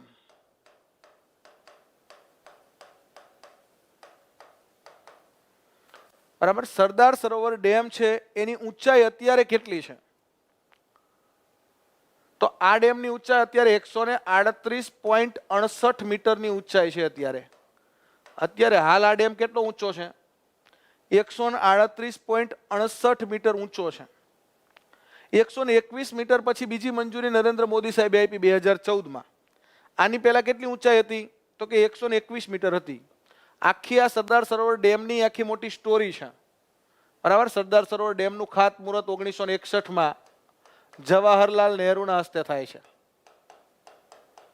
નહેરુજી આનું ખાતમુહૂર્ત કરે છે. આ સરદાર સરોવર ડેમ કોનું સ્વપ્ન હોય છે? તો આ સ્વપ્ન હોય છે સરદાર સાહેબનું. કોનું સ્વપ્ન હોય છે? સરદાર પટેલ સાહેબનું આ સ્વપ્ન હોય છે. અને આ ડેમનું ખાતમુહૂર્ત 1961માં જવાહરલાલ નહેરુ કરે છે. પછી અલગ અલગ આ ડેમ બનાવવાની અંદર અડચણો આવતી જાય છે. ખાસ શું? તો વિસ્થાપિતોનો પ્રશ્ન આવે છે. નર્મદા બચાવો આંદોલન શરૂ થાય છે. બરાબર. નર્મદા ટ્રિબ્યુનલ બનાવવું પડે છે. નર્મદાના પાણીની વહેંચણી, વીજળીની વહેંચણીના પ્રશ્નો ઊભા થાય છે. બરાબર છે. એટલે આપણે આખું જે આ સરદાર સરોવર ડેમ છે એની અંદર પણ બહુ બધી મુશ્કેલીઓ પાર કરીને આખું એક આંદોલન એ વખતે ઉપાડે છે, નર્મદા બચાવો આંદોલન. આ નર્મદા બચાવો આંદોલન કરનાર કોણ હોય છે? આ નર્મદા બચાવો આંદોલન સાથે ડાયરેક્ટલી સંકળાયેલા એક બેન હોય છે. એનું નામ તમારે મને કોમેન્ટ કરવાનું છે. હા, કુબેર ભંડારી પણ આપણે લેવું છે. કરનાલી અને ચાણોદે લેવું છે. બરાબર. નર્મદા નદી પર અહીંયા એને જે સહાયક નદીઓ મળે ત્યાં ચાણોદ કરનાળી આવેલું છે, તો આપણે એ લેવું છે. તો આપણે ચાણોદ કરનાળી લેતા પહેલા તમે આ એક જોઈ લો. નર્મદા બચાવો આંદોલન કોણ કરે છે? બરાબર. નર્મદા બચાવો આંદોલન.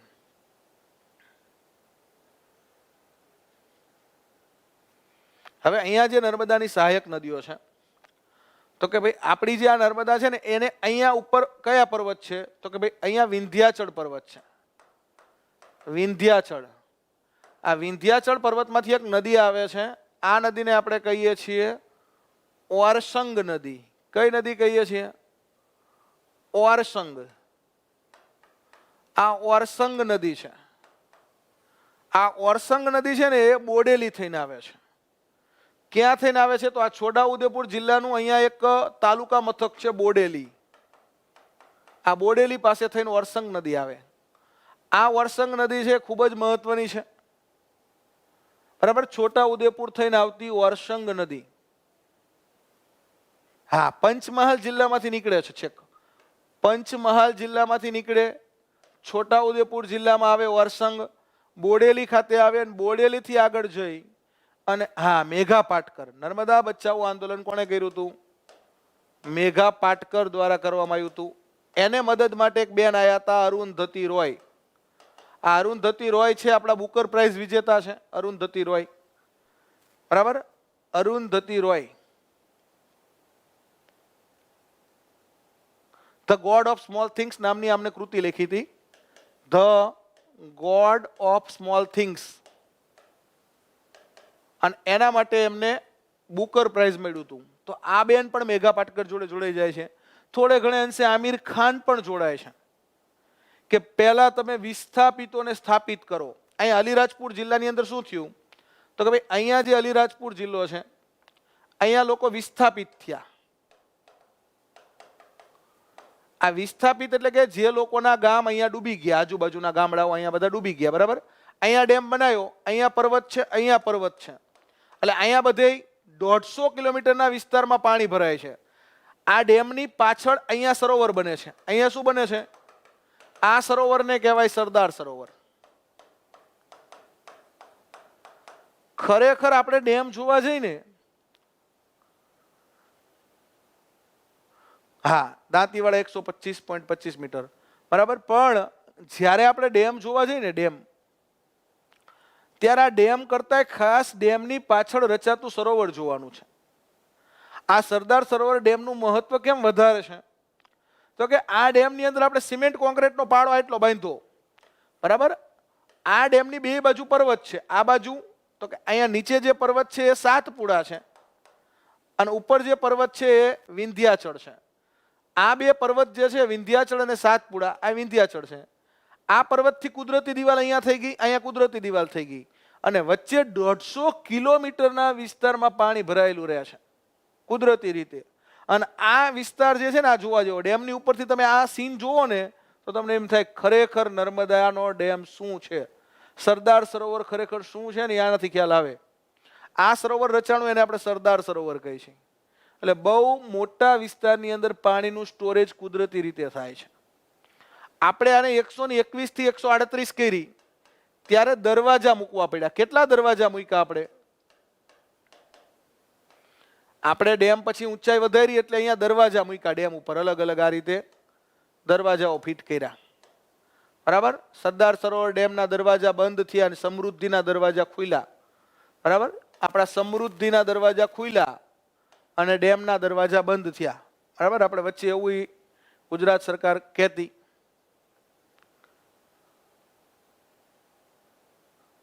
હા, છોટા ઉદેપુર ઓરસંગ નદી, બરાબર. છોટા ઉદેપુર છે, બોડેલી છે, બરાબર. આ ઓરસંગને બે નદીઓ મળે છે. ઓરસંગને અહીંયા બે નદીઓ મળશે. તો કે ભાઈ ઓરસંગને છે ને અહીંયા ઊંડ, ઓરસંગને અહીંયા ઊંડ નદી મળે છે, ઊંડ. અને બીજી નદી મળે છે હિરણ. ઊંડ અને હિરણ. આ હિરણ અને ઊંડ કોની સહાયક છે? તો ઊંડ અને હિરણ છે એ ઓરસંગની સહાયક છે. અને એ બાય ડિફોલ્ટ ઊંડ અને હિરણનું પાણી કોને મળ્યું? નર્મદાની. અને નર્મદાની પણ એ ઊંડ અને હિરણ પ્રશાખા છે, બરાબર. તો અહીંયા ઊંડ અને હિરણ બે નદીઓ ઓરસંગને મળી જાય છે રસ્તામાં. એટલે ઊંડ, હિરણ અને ઓરસંગ ત્રણેયનું પાણી જે છે એ અહીંયા મિત્રો સંગમ થાય. વ્યાસ નામનું ગામ છે, બરાબર. અને અહીંયા જ મિત્રો આપણું ચાણોદ કરનાળી શું આવ્યું છે? દક્ષિણનું કાશી કહેવાય ચાણોદ. પિતૃ શ્રાદ્ધ માટે આપણું જાણીતું છે, પિતૃ શ્રાદ્ધ માટે જાણીતું ચાણોદ. બાજુમાં ગામ છે કરનાળી. બાજુમાં કયું ગામ છે? ચાણોદની બાજુમાં કરનાળી. કુબેર ભંડારીનું મંદિર છે કરનાળી, બરાબર. ચાણોદ અને કરનાળી બે બાજુ બાજુમાં ગામ છે. અહીંયા મિત્રો ઉપરથી કઈ નદી આવી? ઓરસંગ. ઓરસંગ જોડે કોણ આવ્યું? ઊંડ અને હિરણ. હવે નીચેથી કઈ નદી આવશે? તો અહીંયા સાતપુડા પર્વતમાંથી એક નદી આવશે, અને આ નદી જે આવશે ને એને કહેશું આપણે કરજણ. સાતપુડામાંથી કઈ નદી આવી? કરજણ. તો અહીંથી નદી આવી કરજણ નદી. આ કરજણ નદી છે. જો કરજણ નદી અહીંયા છે અને કરજણ તાલુકો વડોદરામાં છે. આ કરજણ નદી છે ને એને કિનારે અહીંયા કયું સ્થળ છે? ખૂબ જ મહત્વનું સ્થળ છે કરજણ નદીને કિનારે. અહીંયા આ કયું ગામ છે? કરજણ નદીને કિનારે. આ તમારે મને નામ આપવાનું છે. કરજણ નદીને કિનારે કયું મહત્વનું શહેર વસેલું છે? કરજણ નદીને કિનારે કયું મહત્વનું શહેર વસેલું છે? Very good. 30 દરવાજા. કેટલા દરવાજા મૂક્યા છે આપણે અહીંયા? 30 દરવાજા મૂકેલા છે. અને આ દરવાજા કેવડા કેવડા હશે? તો આ દરવાજા મિત્રો બહુ મોટા છે, બરાબર છે. બહુ જ મોટા દરવાજા અહીંયા આપણે મૂકેલા છે. હા, નર્મદા ટ્રિબ્યુનલ બને છે, ટ્રિબ્યુનલનો ચુકાદો આવે છે, પાણીની વહેંચણી થાય છે, બરાબર. વીજળીની વહેંચણી થાય છે. અને આપણી નર્મદા નદી છે એ ડેમની ઊંચાઈ વધારવા માટે સુપ્રીમ કોર્ટમાં જવું પડે છે. અને ધીમે ધીમે 100 મીટર, 110 મીટર, 121 મીટર અને 138.68 મીટર. હજી આપણે આ ડેમને તો બનાવવાનો કેટલો છે? કોઈ ડેમની પ્રસ્તાવિત ઊંચાઈ તો આપણે 158 મીટર બનાવવો છે. હજી 138 બન્યો છે, આપણે બનાવવો છે કેટલો? 158 મીટરનો ડેમ બનાવવાની ગણતરી છે. પણ હજી આપણને મંજૂરી મળતી નથી. આપણે આ ડેમ જેટલો વધારે ઊંચો બનાવીને એટલું પાણીનું સ્ટોરેજ વધે. અહીંયા થોડી હાઈટ વધે એટલે કેટલા બધા વિસ્તારમાં પાણી ભરાયેલું વધે. આ પર્વતો તો ઊંચા જ છે. પર્વતો કેવા છે? આ તો ઊંચા જ છે. તો અહીંયા તમે જેટલી હાઈટ વધારશો ને એટલું વધારે પ્રમાણમાં પાણી. હજી આ 158 મીટર હાઈટ થઈ જાય નર્મદા ડેમની તો ગુજરાતમાં 2 વર્ષ સુધી દુષ્કાળ પડે ને તો એ પાણીનો તૂટો ના આવવા દે. આ નદી એવી નદી છે. એટલા માટે આપણે એને લાઈફ લાઈન ઓફ ગુજરાત કહીએ છીએ, ગુજરાતની હસ્તરેખા કહીએ છીએ. બરાબર છે? અને નર્મદાના તો દર્શન કરવાથી તમારા પાપ બળી જાય છે. હા, રાજપીપળા કરજણ નદીને કિનારે કયું શહેર છે? તો તમારા બધાનો જવાબ સાચો છે, રાજપીપળા. નાંદોદ તાલુકાનું મુખ્ય મથક છે, નાંદોદ તાલુકો. બરાબર? નર્મદા જિલ્લાનું મુખ્ય મથક છે. અને આ રાજપીપળા કયા તાલુકામાં આવેલું છે? તો રાજપીપળા નાંદોદ તાલુકામાં આવેલું છે. બરાબર? રાજપીપળા કોઈ તાલુકો નથી, નાંદોદ તાલુકો છે. નર્મદા જિલ્લાના નાંદોદ તાલુકાનું રાજપીપળા. નર્મદા જિલ્લાનું મુખ્ય મથક અને નાંદોદ તાલુકાનું મુખ્ય મથક છે રાજપીપળા. 1000 બારીવાળો મહેલ. બરાબર છે? તો અહીંયા રાજપીપળા છે. બરાબર? છોટુભાઈ પુરાણી અને અંબુભાઈ પુરાણી વ્યાયામ શાળા અહીંયા સ્થાપેલી. છોટુભાઈ પુરાણી અને અંબુભાઈ પુરાણી વ્યાયામ પ્રવૃત્તિના પ્રણેતા. બરાબર? તો એ અહીંયા રાજપીપળા ખાતે વ્યાયામ શાળા. હવે રાજપીપળા છે ત્યાંથી આગળ જઈને આ નદી છે એ મિત્રો અહીંયા ચાણોદ કરનાળી ખાતે કોને મળે? નર્મદાને. તો અહીંયા 3 નદી ભેગી થઈ, નર્મદા, ઓરસંગ અને કરજણ, અને એમનો ત્રિવેણી સંગમ એને કહે છે ચાણોદ. અને ચાણોદ એટલે દક્ષિણનું કાશી. અને અહીંયા નર્મદાને કિનારે ચાણોદ કરનાળીની બાજુમાં અહીંયા એક ગામ છે, અત્યારે બહુ ચર્ચામાં છે. આ ગામનું નામ શું છે? આ ગામની અંદર નીલકંઠ ધામ આવેલું છે. શું આવેલું છે? નીલકંઠ ધામ. કયું ગામ છે આ નીલકંઠ ધામ? જ્યાં આવેલું છે નીલકંઠ ધામ આવેલું છે. ચાણોદ કરનાળીની બાજુમાં એક ગામ છે, લોકો બહુ જાય છે હમણાં પ્રવાસ લઈને, જ્યાં નીલકંઠ ધામ આવેલું છે. સહજાનંદ યુનિવર્સ આવેલું છે. આ ગામ ખૂબ જ ફેમસ છે અત્યારે. બરાબર? અહીંયા આપણા પર્વતો તો ચાલુ જ છે. બરાબર? તો અહીંયા એક ગામ છે, ગામનું નામ તમારે મને કમેન્ટ કરવાનું છે. વેરી ગુડ, ઇન્દ્રજીતસિંહ નો જવાબ સાચો છે. ક્યાં પોયચા? પોયચા. કયું ગામ છે અહીંયા? પોયચા. તો અહીંયા તમે પોયચા આવેલું છે, પોયચા. હવે ત્યાંથી આગળ વધીએ તો અહીંયા મિત્રો આપણે સાધુ બેટ હતો. કયો તાલુકો હતો? ગરુડેશ્વર. ગરુડેશ્વર તાલુકાની અંદર સાધુ બેટ છે. સાધુ બેટ. આ સાધુ બેટ પર આપણે એક મિત્રો સ્ટેચ્યુ બનાવ્યું છે. બરાબર? વિશ્વનું સૌથી ઊંચું સ્ટેચ્યુ અહીંયા માનવામાં આવે છે. અહીંયા સાધુ બેટ ઉપર આપણે એક આવો મોટો ઓટલો બનાવ્યો અને એના ઉપર એક મૂર્તિ બનાવી. બરાબર? અને એ મૂર્તિ કોની બનાવી? સરદાર સાહેબની. કોની મૂર્તિ બનાવી? તો અહીંયા જે સ્ટેચ્યુ છે એને આપણે કહીએ છીએ statue of unity. Statue of unity. બરાબર? વિશ્વની અંદર સ્ટેચ્યુ વખણાતું સ્ટેચ્યુ ઓફ લિબર્ટીનું. સ્ટેચ્યુ ઓફ લિબર્ટી અમેરિકાની અંદર ન્યુયોર્ક શહેરમાં હડસન નદીને કિનારે છે. સ્ટેચ્યુ ઓફ લિબર્ટી છે એ અમેરિકાની અંદર ન્યુયોર્ક શહેર છે અને ત્યાં બાજુમાં હડસન નદીને કિનારે આ શહેર છે. અને હડસન નદીની અંદર આ સ્ટેચ્યુ ઓફ લિબર્ટી છે. પણ અહીંયા આપણે બનાવ્યું સ્ટેચ્યુ ઓફ યુનિટી. અને આ જે સ્ટેચ્યુ ઓફ યુનિટી છે એની ઊંચાઈ કેટલી છે? તો કે ભાઈ આપણે ત્યાં 182 ધારાસભ્ય છે એટલે 182 મીટર ઊંચું છે. 182 મીટર ઊંચું હોય તો કેટલા ફૂટ ઊંચું હોય? તો 597 ફૂટ ઊંચું સ્ટેચ્યુ છે.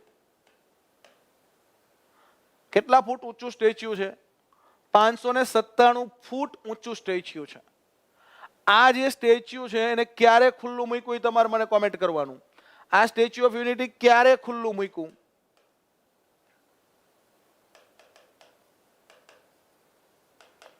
એ તમારે મને કોમેન્ટ કરવાનું છે. આ સ્ટેચ્યુ ઓફ યુનિટીના આર્કિટેક્ટ કોણ હતા? અને આ સ્ટેચ્યુ ઓફ યુનિટીના ડિઝાઇનર કોણ હતા? આ તમારે મને કોમેન્ટ કરવાનું છે. આર્કિટેક્ટ કોણ હતા? ડિઝાઇનર કોણ હતા? બરાબર? સ્ટેચ્યુ ઓફ યુનિટી ક્યારે ખુલ્લું મુકાણું? એટલી તમે મને કોમેન્ટ કરો એટલે આપણે આગળ વધીએ. સાધુ બેટ ઉપર છે. આવો પ્રશ્ન એકવાર પૂછેલો ક્લાસ 3 માં. સ્ટેચ્યુ ઓફ યુનિટી કયા બેટ ઉપર છે?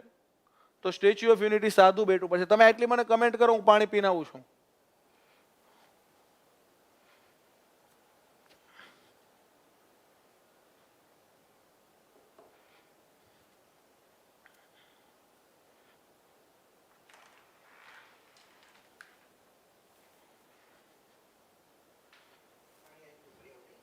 શું? ના, હું લઈ આવીશ પાણી. તો હું હમણાં જાઉં ને ઘરે ટિફિન લેવા, એટલે ઓલો મોટો જગ જ ભરી આવું. આ જગ જ ભરી આવીશ. એટલે હવે તમે તાર પાણી ના લાવતા.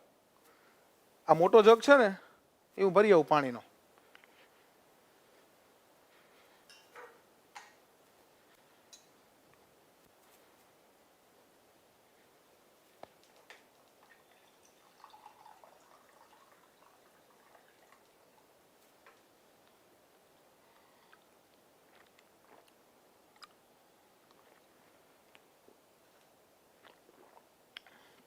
આજ તો ઓફિસ જવાનું નથી એટલે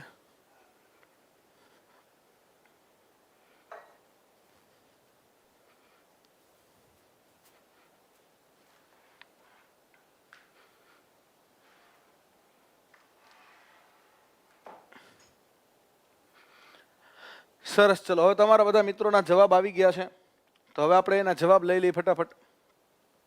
આ સ્ટેચ્યુ ઓફ યુનિટી ક્યારે ખુલ્લું મુકાયું? તો 31/10/2018 સરદાર સાહેબની 143મી જન્મ જયંતિએ ખુલ્લું મુકાણું. સરદાર પટેલની 143મી જન્મ જયંતિ.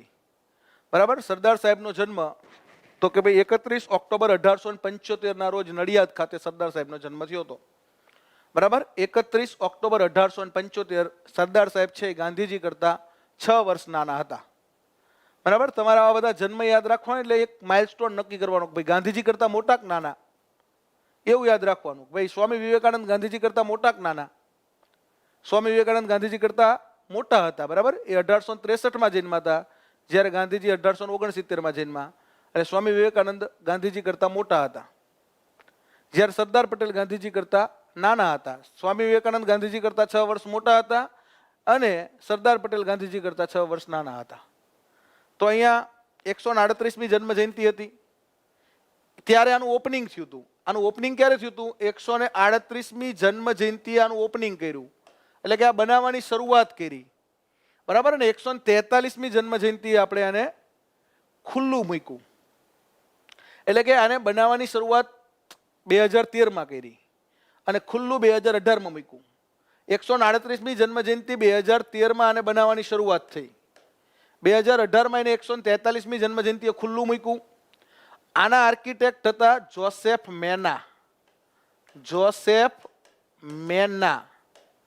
અને આના ડિઝાઇનર હતા રામ વી સુતાર. આ ડિઝાઇનર પૂછાયેલા છે. રામ વી સુતાર. રામ સુતાર આ ડિઝાઇનર છે. એ આર્કિટેક્ટ છે ને ઢાંચો બનાવે. આર્કિટેક્ટ શું બનાવે? આનો ઢાંચો બનાવે. જ્યારે ડિઝાઇનર છે એણે આના ઉપર એક બ્રોન્ઝ, આની ઉપર તાંબાનો આખો ઢોળ ચડાયો. મૂર્તિ સિમેન્ટ કોન્ક્રીટની હતી, એને સારો લુક આવે એટલે શેનો ઢોળ ચડાયો? તો બ્રોન્ઝનો ઢોળ ચડાવવાનું નક્કી કોણે કર્યું? રામ સુતારે. બરાબર. એટલે આર્કિટેક્ટ કોણ કહેવાય? જોસેફ મેના. ડિઝાઇનર હતા રામ સુતાર. રામ સુતાર કોણ હતા? એના ડિઝાઇનર. બરાબર છે. તો આ ખૂબ જ મહત્વની આપણે સ્ટેચ્યુ ઓફ યુનિટી અહીંયા હવે સરકાર છે એ બહુ બધા કાર્યક્રમો ગોઠવે છે. બરાબર છે. અને સ્ટેચ્યુ ઓફ યુનિટીને બહુ બધા એવોર્ડ હમણાં મળેલા છે. એટલે સ્ટેચ્યુ ઓફ યુનિટી બાબતે જે કંઈ અહીંયા કરંટની અંદર હમણાં લાસ્ટ પતંગોત્સવ છેલ્લો હતો એ પણ આપણે અહીંયા કર્યો હતો. બરાબર. એ બધા મોટાભાગના કાર્યક્રમ હવે આપણે અહીં સ્ટેચ્યુ ઓફ યુનિટી ખાતે રાખીએ છીએ. બરાબર. 2020માં આંતરરાષ્ટ્રીય પતંગ મહોત્સવ આમ તો દર વખતે અમદાવાદમાં રિવરફ્રન્ટ રાખીએ છીએ, તો એ પણ આપણે ક્યાં લઈ ગયા હતા? Statue of unity. પછી હમણાં એક આઈએએસની કોન્ફરન્સ મોટી અહીંયા કરી હતી. એક ઘણા બધા મોટા મોટા સંમેલનો આપણે સ્ટેચ્યુ ઓફ યુનિટી ખાતે. ગરુડેશ્વર તાલુકો, કેવડિયા કોલોની. કયો તાલુકો છે અહીંયા? ગરુડેશ્વર. ગામ કયું છે? નવા ગામ. આ નવા ગામમાં કોલોની કઈ છે? કેવડિયા કોલોની. બરાબર. કેવડિયા કોલોની. તો આખો જે વિસ્તાર છે સાધુ બેટ, બરાબર, તમારે યાદ રાખવાનો છે. હવે આગળ વધીએ, અહીંથી નર્મદા આગળ વધી ગઈ, અહીંયા ડેમ બની ગયો, અહીંયા ચાણોદ કરનાળી આવી ગયું, બરાબર, અહીંયા પોઈચા આવી ગયું, પોઈચાથી આગળ વધીએ એટલે આ રીતે નળાકાર વહે છે ને, એટલે અહીંયા શું કરે છે તો કે ભાઈ અહીંયા આવી રીતે નળાકાર વહે એટલે અહીંયા એક બેટ બનાવ્યો. આ બેટને આપણે કહીએ છીએ કબીરવડ. આખા વિસ્તારની અંદર બે બાજુ નર્મદાનું પાણી અને વચ્ચે જમીન છે. કબીરવડ, વડદાદા થઈ ગયા એ, બરાબર. તો અહીંયા વડદાદા આપણને જોવા મળશે ભરૂચ જિલ્લાની અંદર કબીરવડ. અહીંયા શુક્લ તીર્થ, અહીંયા શુક્લ તીર્થ જોવા મળશે, કબીરવડ જોવા મળશે, બરાબર છે. ત્યાંથી આગળ આવીએ એટલે અહીંયા શહેર આવશે ભરૂચ. ભાંગુ ભાંગુ તોય ભરૂચ. હવે આ નદી છે, અહીંયા હાઈવે છે, અહીંયા રોડ છે, ભરૂચથી સુરત જવાનો રોડ છે. તો રોડ હોય ને વચ્ચે નદી આવે એટલે અહીંયા શું બનાવવું પડે? અહીંયા બ્રિજ બનાવવો પડે. તો ભરૂચની બાજુમાં જ આપણે અહીંયા બ્રિજ બનાવ્યો. ભરૂચ શહેરની બાજુમાં આપણે અહીંયા બ્રિજ બનાવ્યો. અહીંયા ભરૂચ છે, અહીંયા અંકલેશ્વર છે, બરાબર. એક સાંકડો બ્રિજ છે ભરૂચ અંકલેશ્વર વચ્ચે, તમે જોયો હશે, બે શહેરને જોડતો. માંડ માંડ ગાડી બે સામ સામે નીકળે, જગ્યા જરાય ના રહે. નાની ગાડીઓ, મોટી ગાડી જવા જ નથી દેતા. ગોલ્ડન બ્રિજ તો હતો જ, ગોલ્ડન બ્રિજ બાજુમાં છે. ગુજરાતનો સૌથી લાંબો બ્રિજ ગોલ્ડન બ્રિજ હતો, પણ અહીંયા આપણે એક નવો બ્રિજ બનાવ્યો. આ બ્રિજ છે ને એને શું નામ આપવામાં આવ્યું? તો આ બ્રિજ આપણે નવો બનાવ્યો. આનું ઓપનિંગ કર્યું 22 માર્ચ 2017 રોજ મોદી સાહેબે આ બ્રિજનું ઓપનિંગ કર્યું. ગુજરાતનો સૌથી લાંબો બ્રિજ આ બની ગયો, 1.5 કિલોમીટર, 1.5 કિલોમીટર લાંબો બ્રિજ આપણે અહીંયા બનાવ્યો. કેબલ બ્રિજ છે આ બ્રિજ. કેવો બનાવ્યો? કેબલ સ્ટ્રોઈડ બ્રિજ છે. અને આને આપણે નામ આપ્યું નર્મદા મૈયા બ્રિજ. તો અહીંયા નવો બ્રિજ બન્યો નર્મદા મૈયા. કયો બ્રિજ બન્યો? નર્મદા મૈયા બ્રિજ બન્યો. અહીંયા આપણી પાસે નર્મદા મૈયા બ્રિજ અહીંયા બની ગયો. આ નર્મદા મૈયા બ્રિજ બન્યો. કેબલ બ્રિજ છે નર્મદા મૈયા, 1.5 કિલોમીટર લાંબો. બાજુમાં ઝાડેશ્વર મહાદેવનું મંદિર છે. આ બ્રિજની બાજુમાં અહીંયા ભરૂચમાં મંદિર છે ઝાડેશ્વર મહાદેવ. ખૂબ જ મહત્વનું મંદિર છે ઝાડેશ્વર મહાદેવ. અહીંયા ભરૂચ શહેર છે. આ ભરૂચ શહેરના સ્થાપક કોણ હતા? તમારે મને કોમેન્ટ કરવાનો છે. ભરૂચ શહેરના સ્થાપક, આદ્ય સ્થાપક એવું કહેવાય છે કે ભૃગુ ઋષિ હતા. પણ આધુનિક ભરૂચ જે શહેર છે, બરાબર, આધુનિક ભરૂચના સ્થાપક કોણ હતા એ તમારે મને કોમેન્ટ કરવાનું છે. આધુનિક આપણું જે ભરૂચ શહેર છે, આ ભરૂચ શહેરના સ્થાપક કોણ હતા? આ ભરૂચને કોણે માહિસ્મતી કીધું છે? આ ભરૂચ માટે એક શબ્દ વપરાણો છે માહિસ્મતી. આ માહિસ્મતી સામ્રાજ્ય એટલે પેલું બાહુબલી વાળું નથી કહેતો. ભરૂચ શહેર માટે માહિસ્મતી શબ્દ કોણે વાપર્યો છે? બરાબર, ભાંગુ ભાંગુ તો એ ભરૂચ એવું કહેવાય ને. સુરત અને ભરૂચ શિવાજી મહારાજે 1664 અને 1670 બે વાર લૂંટ્યા હતા. 17મી સદીની અંદર 1664 અને 1670 બે વાર શિવાજી મહારાજ આવતા વલસાડમાં પારનેરાના ડુંગરમાં રાતવાસો કરતા અને સવારના પોરમાં ચડાઈ કરતા. બરાબર, ભરૂચ અને સુરત બંનેને લૂંટ્યા. ભાંગુ ભાંગુ તોય ભરૂચ. તો આ ભરૂચ છે એને માહિસ્મતી કનૈયાલાલ માણેકલાલ મુનશીએ. કોણે કીધું છે માહિસ્મતી? તો આને માહિસ્મતી કમા મુનશીએ કીધું છે. કનૈયાલાલ માણેકલાલ મુનશી, બરાબર, ગુજરાતનો નાથ, જય સોમનાથ, બરાબર છે. એટલે કે આપણા જે મહત્વની નવલકથાઓ છે, બરાબર, પાટણની પ્રભુતા, તો એ નવલકથાઓના રચયિતા આપણા કનૈયાલાલ માણેકલાલ મુનશી, બરાબર. એનું ઉપનામ શું છે એ તમારે મને કોમેન્ટ કરવાનું. એમણે ભરૂચને માહિસ્મતી કીધું છે. કમા મુનશીએ ભરૂચને શું કીધું છે? માહિસ્મતી. આ ભરૂચના આધુનિક ભરૂચના સ્થાપક કોણ એ તમે જવાબ મને કોમેન્ટ નથી કર્યો કોઈ. આધુનિક ભરૂચ શહેરના સ્થાપક કોણ હતા? આ ભરૂચ જે શહેર છે ભૃગુ ઋષિનો બાજુમાં આશ્રમ છે, બરાબર, ભૃગુ ઋષિનો આશ્રમ છે. અને અહીંયા બાજુમાં વાલિયા તાલુકો છે. આ જે ભરૂચ છે, ભરૂચથી થોડુંક આગળ જાવ એટલે એક બાજુ વાગરા છે, એક બાજુ વાલિયા છે, બરાબર, દહેજ છે, દરિયા કિનારાનો વિસ્તાર આગળ શરૂ થઈ જાય છે. ઘનશ્યામ, કમા મુનશીને આપણે શું કહીએ છીએ? ઘનશ્યામ. તો આ ભરૂચના આદ્ય સ્થાપક છે. તો કે ભાઈ જૂના ભરૂચના સ્થાપક હતા કોણ? તો કે ભાઈ ભૃગુ ઋષિ. આધુનિક ભરૂચના સ્થાપક ડોક્ટર ચંદુલાલ દેસાઈ. આધુનિક ભરૂચ શહેરના સ્થાપક કોણ છે? ડોક્ટર ચંદુલાલ દેસાઈ. આ ડોક્ટર ચંદુલાલ દેસાઈ આધુનિક ભરૂચ શહેરના સ્થાપક છે. આ જે આધુનિક ભરૂચ શહેર છે આપણું, બરાબર, આધુનિક ભરૂચ જે શહેર છે આની અંદર એક મેળો ભરાય છે. અહીંયા ભરૂચમાં નર્મદા નદીને કિનારે અહીંયા એક પ્રખ્યાત મેળો ભરાય છે. તો અહીંયા કયો મેળો ભરાય છે એ તમારે મને કોમેન્ટ કરવાનું છે. ભરૂચની અંદર નર્મદા નદીને કિનારે એક પ્રખ્યાત મેળો ભરાય છે. કયો મેળો ભરાય છે? ભાઈ જાતિના આદિવાસી લોકો આ મેળાનું આયોજન કરે છે. ભાઈ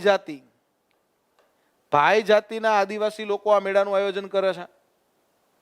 બરાબર, ભાઈ જાતિના આદિવાસી લોકો અહીંયા એક મેળો ભરે છે. કયો મેળો ભરે છે? શ્રાવણ મહિનાની અંદર આ મેળો ભરાય છે. ભાઈ જાતિના આદિવાસી લોકો અહીંયા જે મેળો ભરે છે એ મેળાનો પ્રશ્ન હમણાં જીપીએસસીએ પૂછ્યો હતો. વરસાદની છડીનો મેળો.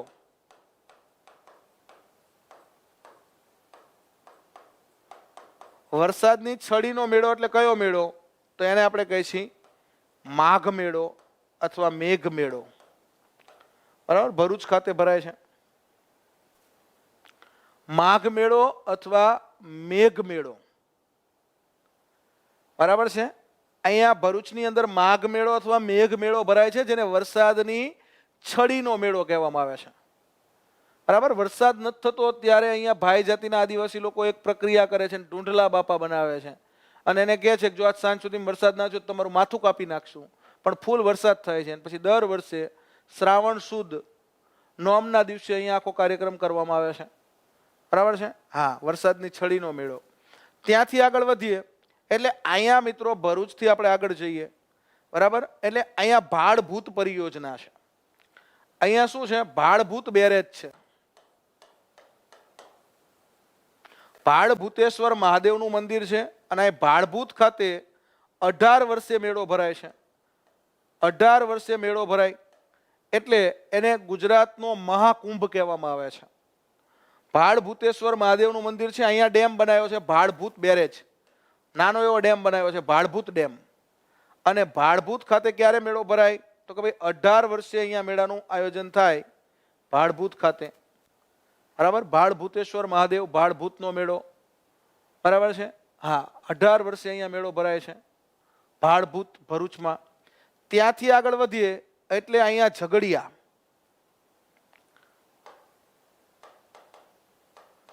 ઝઘડિયા છે. અહીંયા આલિયા બેટ છે. અહીંયા આપણી નર્મદા પૂરી થાય ત્યાં કયો બેટ છે? તો અહીંયા આલિયા બેટ છે. અહીંથી ખનિજ તેલ મળે છે.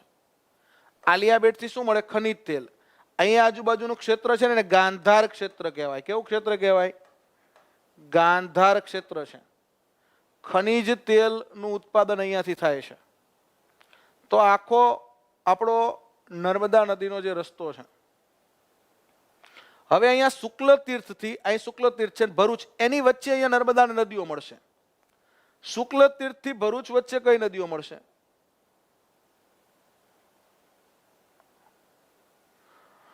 તો કે ભાઈ અહીંયા નર્મદાને શુક્લ તીર્થથી ભરૂચની વચ્ચે અહીંયા નદીઓ મળશે. તો કે અહીંયા કઈ નદીઓ મળશે? તો શુક્લ તીર્થથી ભરૂચની વચ્ચે આ પ્રશ્ન પૂછ્યો હતો હમણાં. અહીં શુક્લ તીર્થ અને ભરૂચ, અહીંયા એની વચ્ચે નદીઓ મળે. તો કે ભાઈ અહીંયા નદી મળશે ભૂખી, અમરાવતી અને કાવેરી. ભૂખી, અમરાવતી અને કાવેરી આ 3 નદીઓ અહીંયા મળશે. અને એમાં અમરાવતી નદીને કિનારે વાલિયા આવેલું છે. ભરૂચનું વાલિયા અમરાવતી નદીને કિનારે આવેલું છે. તો ભૂખી, અમરાવતી અને કાવેરી. હવે ભાડભૂત બેરેજ વિશે સમજાવો. સારું, સમજાવી દઉં ચલો. કારણ કે આપણે બહુ નર્મદા નદી આમ તો બહુ બધી તમને સમજાવી છે આજ, છતાંય ભાડભૂત બેરેજ એકવાર સમજાવી દઉં તમને. એવું ના થાય કે ભાઈ આમ તો નર્મદા નદી મારે ભણાવી હોય તો તમને નર્મદા નદી જ 2 કલાક ચાલે. બરાબર, પણ તમને ઘણી ડીપમાં ભણાવી, જીપીએસસી ને યુપીએસસી લેવલની વાત તમને ભણાવી દીધું. બરાબર, આ આટલું તમે કરો એટલે યુપીએસસી સુધી વાંધો ના આવે. હા, મહી અને નર્મદાના પાણીને ભેગા કરે એ શું છે?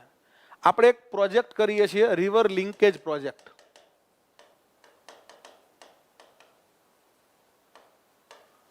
આ આપણો જે પ્રોજેક્ટ છે રિવર લિંકેજ પ્રોજેક્ટ, એક નદીને બીજી નદી સાથે જોડવી.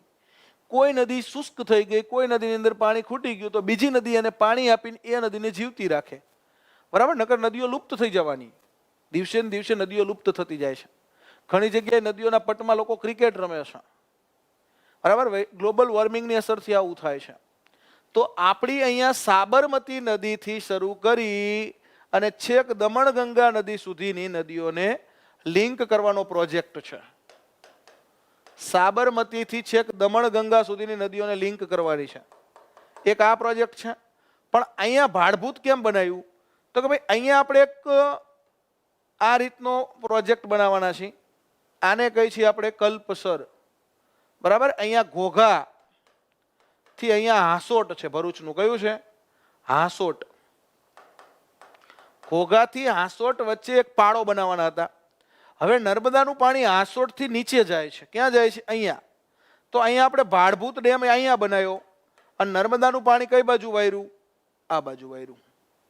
આ ભાડભૂત પરિયોજના એટલા માટે બનાવી કે નર્મદાનું પાણી સમુદ્રની અંદર વહી જાય છે, એના કરતા પાણી જો અહીંયા કલ્પસર યોજના બને તો અહીંયા 5000 ચોરસ મીટરનું સરોવર બને.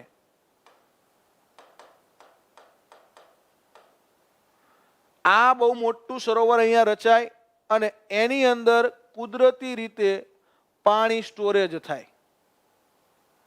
અહીંયા પાણી સ્ટોરેજ થાય એટલે સૌરાષ્ટ્રને વિપુલ પ્રમાણમાં પાણી મળે. કલ્પસર યોજના અહીંયા બનાવવાની હતી આપણે. કલ્પસર, કલ્પનાઓને સાકાર કરતી. પ્રોફેસર અનિલ કાણેએ આ યોજના બનાવી હતી. MS યુનિવર્સિટીના પ્રોફેસર છે અનિલ કાણે. અનિલ કાણે દ્વારા ડિઝાઇન બનાવવામાં આવી હતી. એટલા માટે આ ભાડભૂત બેરેજ બનાવવું પડ્યું કે આ પાણી છે એ સમુદ્રમાં ના વયું જાય અને ભાડભૂત બેરેજમાં રોકાઈ અને આપણે એને ઉપરથી આ રીતે વારી શકીએ. પાણીને વારી અને કલ્પસરમાં ઠાલવવાની યોજના હતી. પણ આ કલ્પસર પ્રોજેક્ટ જ મિત્રો અમુક જે લોકો છે એમણે વિરોધ કર્યો કે ભાઈ આની અંદર દરિયાઈ જીવો મરી જાય, આના દુષ્કર પરિણામો આવે. એટલા માટે આપણે પછી કલ્પસર પ્રોજેક્ટ છે હાલ પૂરતો મોકૂફ રાખ્યો છે. બાકી તો આ જોરદાર પ્રોજેક્ટ હતો. સૌરાષ્ટ્રને અને આપણા દક્ષિણ ગુજરાતને જોડતો પ્રોજેક્ટ હતો. એટલે આપણે અત્યારે અહીંયા રોરો ફેરી ચાલુ કરી છે. હાલ શું ચાલુ કર્યું છે? રોરો ફેરી તો ચાલુ કરી જ છે. બરાબર? સૌરાષ્ટ્રની અંદર અહીંયા ઘોઘા બંદરથી અહીંયા દહેજ બંદર, અહીંયા દહેજ સુધી અત્યારે રોરો ફેરી ચાલુ જ છે. બરાબર? એટલે કે તમારે સ્ટીમરની અંદર તમારી ગાડી મૂકી દેવાની ને અહીંયા તમને ઉતાર દે. બરાબર? આ આખું જે અંતર છે, બરાબર, 300-350 કિલોમીટરનું અંતર તમે 1 કલાકમાં કાપી દો. અહીં 31 કિલોમીટરનો દરિયા કિનારો છે. આ 31 કિમીના દરિયા કિનારાની અંદર તમે આ અંતર કાપી નાખો. તો આપણે અહીંયા એવો પુલ બનાવવાનો, આવો એક બ્રિજ દરિયામાં ઊભો કરવાની ગણતરી હતી. અહીંયા બ્રિજ ઊભો થાય એટલે અહીં કુદરતી પાણી, અહીંયા પાણી આવવાના જ છે. કોના આવવાના? અહીં મહીનું પાણી આવે છે, અહીંયા સાબરમતીનું પાણી આવે છે. બરાબર? અહીંયા ઘેલા નદીનું પાણી આવે છે, અહીંયા સુખભાદરનું પાણી આવે છે. તો આ બધી નદીઓના મીઠા પાણી ધીમે ધીમે આમાં સ્ટોરેજ થાત તો આખું અહીંયા મીઠા પાણીનું સરોવર રચાત. આવો આખો પ્રોજેક્ટ હતો. બરાબર? તો આ પ્રોજેક્ટ હાલ આપણે પડતો મૂક્યો છે.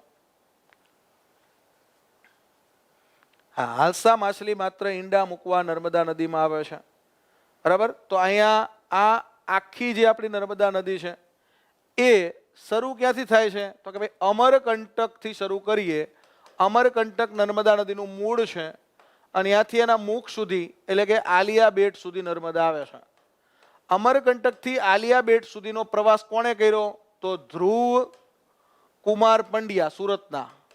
આ આપણા પર્વતારોહક છે. એમના વાઇફ છે નલિની પંડ્યા અને એમના સહાયકોએ આ આખો એક પ્રવાસ કર્યો. આ પ્રવાસની અંદર એમને જે મુશ્કેલીઓ પડી એ મુશ્કેલીઓ પર એમણે પુસ્તક લખ્યું, ઝીલ્યો અમે પડકાર. અને આ પુસ્તકના લેખક કોણ છે એવું બિન સચિવાલય 1-2 વાર પૂછેલું છે. ઝીલ્યો અમે પડકાર પુસ્તકના લેખક કોણ છે? તો ઝીલ્યો અમે પડકાર પુસ્તકના લેખક છે ધ્રુવ કુમાર પંડ્યા અને નલિની પંડ્યા.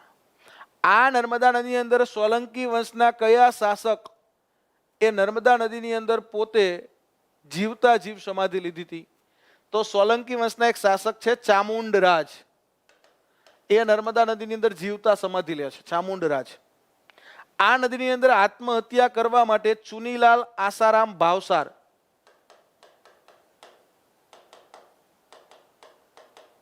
આ વ્યક્તિ નર્મદામાં આત્મહત્યા કરવા માટે પડે છે, પણ નર્મદા એને બહાર ફેંકે છે. અને બહાર ફેંકે છે પછી આ વ્યક્તિ પૂજ્ય શ્રી મોટા બને છે, પૂજ્ય શ્રી મોટા તરીકે પૂજાય છે. અને નડિયાદ ખાતે હરિઓમ આશ્રમની સ્થાપના કરે છે. હરિઓમ આશ્રમ. તો આ ચુનીલાલ આસારામ ભાવસાર છે એ પણ આ નર્મદા નદીની અંદર આત્મહત્યા કરવા માટે પડે છે, પણ નર્મદા એને બહાર ફેંકે છે કે ભાઈ તમારે મરવાની જરૂર નથી, હજી તમારે ઘણા લોકોનું સારું કરવાનું છે. બરાબર. ગુજરાતી સાહિત્યનું પ્રથમ સોનેટ ભણકારા, બ.ક. ઠાકોરે જે લખ્યું છે ભણકારા, એ પણ નર્મદા નદી ઉપર લખાયેલું છે, ભણકારા. બરાબર. ભણકારા સોનેટ છે ગુજરાતી સાહિત્યનું પ્રથમ ખંડ કાવ્ય,